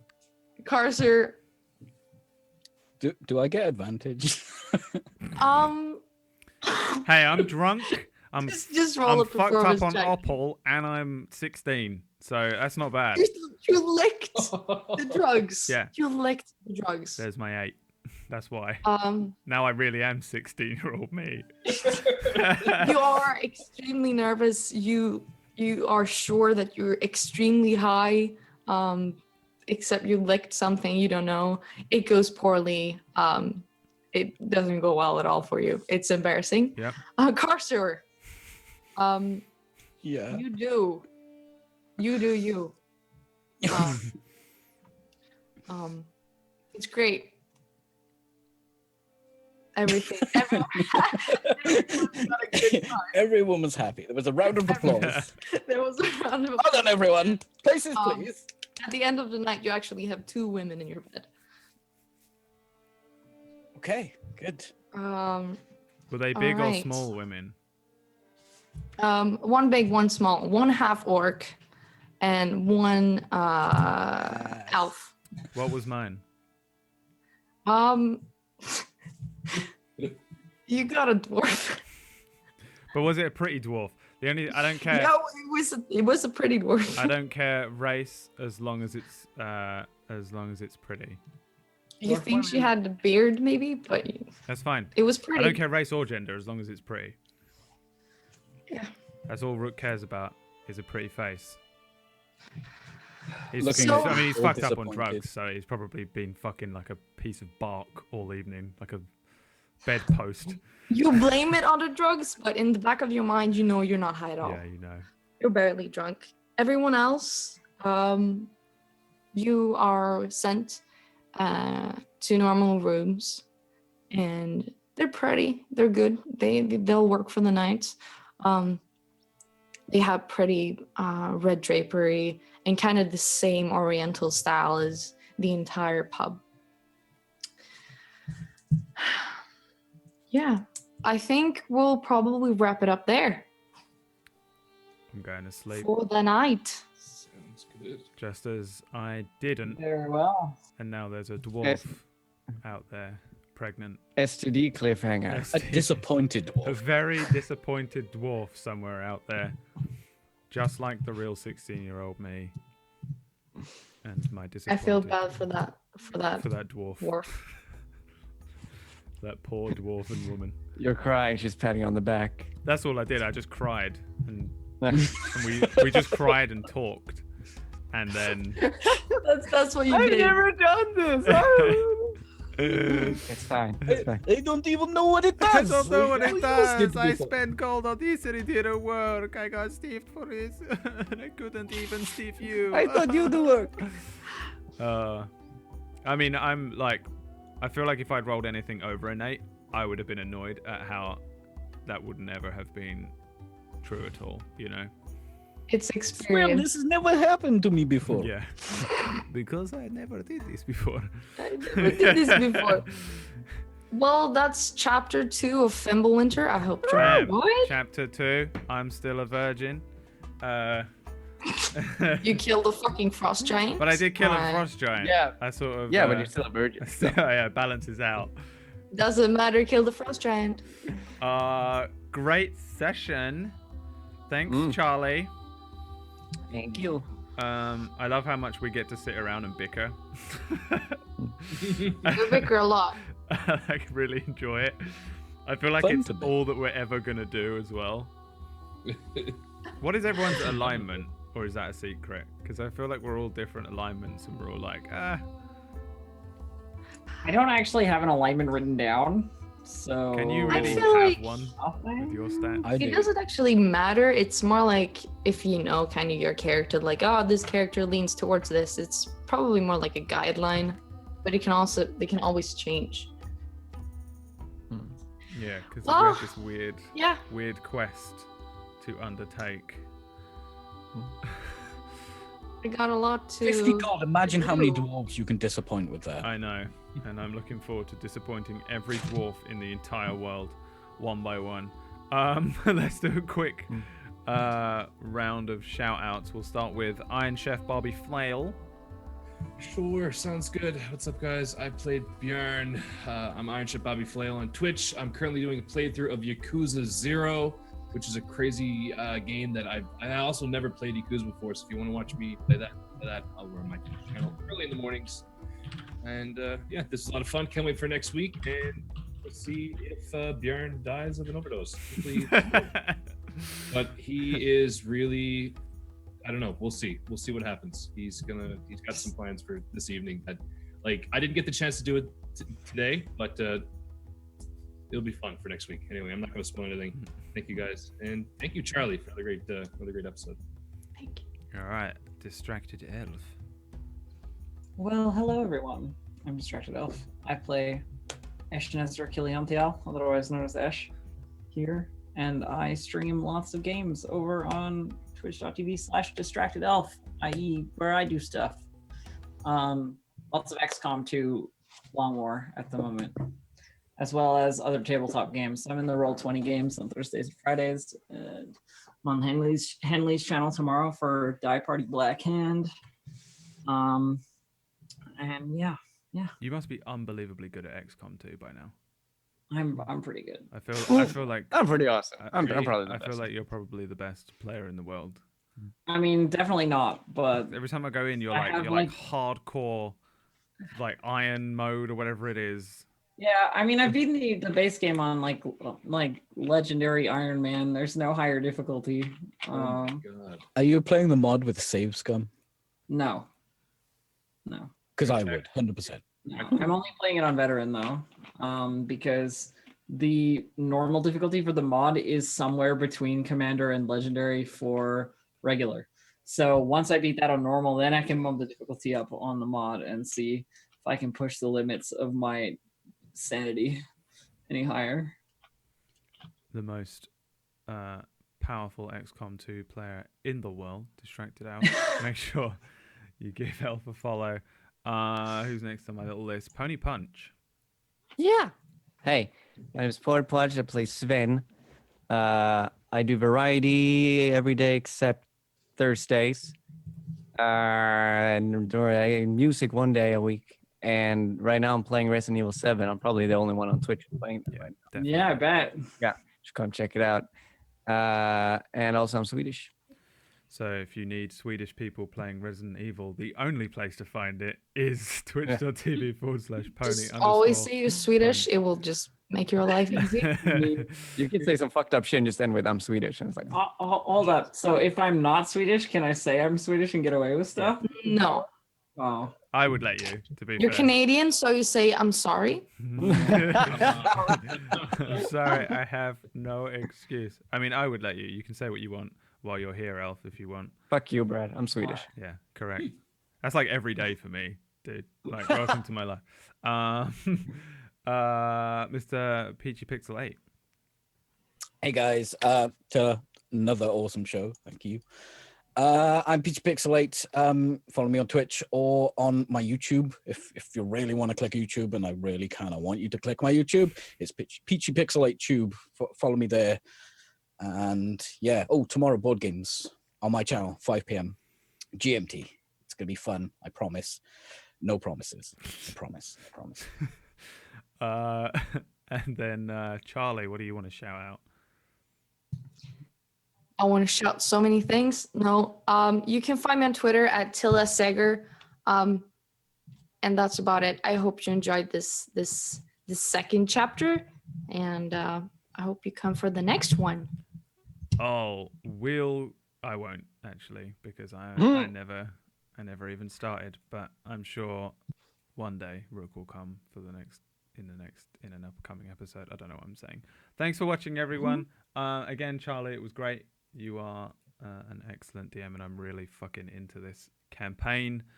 I guess I am in some stuff as well. let's see. What do we have? We have the thing on Friday on Henley's channel. It's called Die Party Gambit, which is Star Wars based. It's me, Peachy, and Charlie. I have no idea what time that starts anymore. I think it's at 6 p.m. Is that right? No, it's like 6 5. p.m. Or is it GMT? 5 CET? I was just banned. I was just banned from the chat. You just got banned? Oh, because you tried to link yourself. Oh, Noodle will do it. I'm not allowed. I also run a couple of shows, but fuck it. Just show up next week for more Fimbulwinter. Thanks for watching. Lovely cast. You were all lovely and wonderful. Charlie, excellent episode. Thank you again for watching, guys, and we'll see you next time on Fimbulwinter. Winter. Bye. Let's see if I get unbanned. You will never be unbanned. No. Once you're banned, you are banned. That's it That's forever. how it goes. Bye. Bye.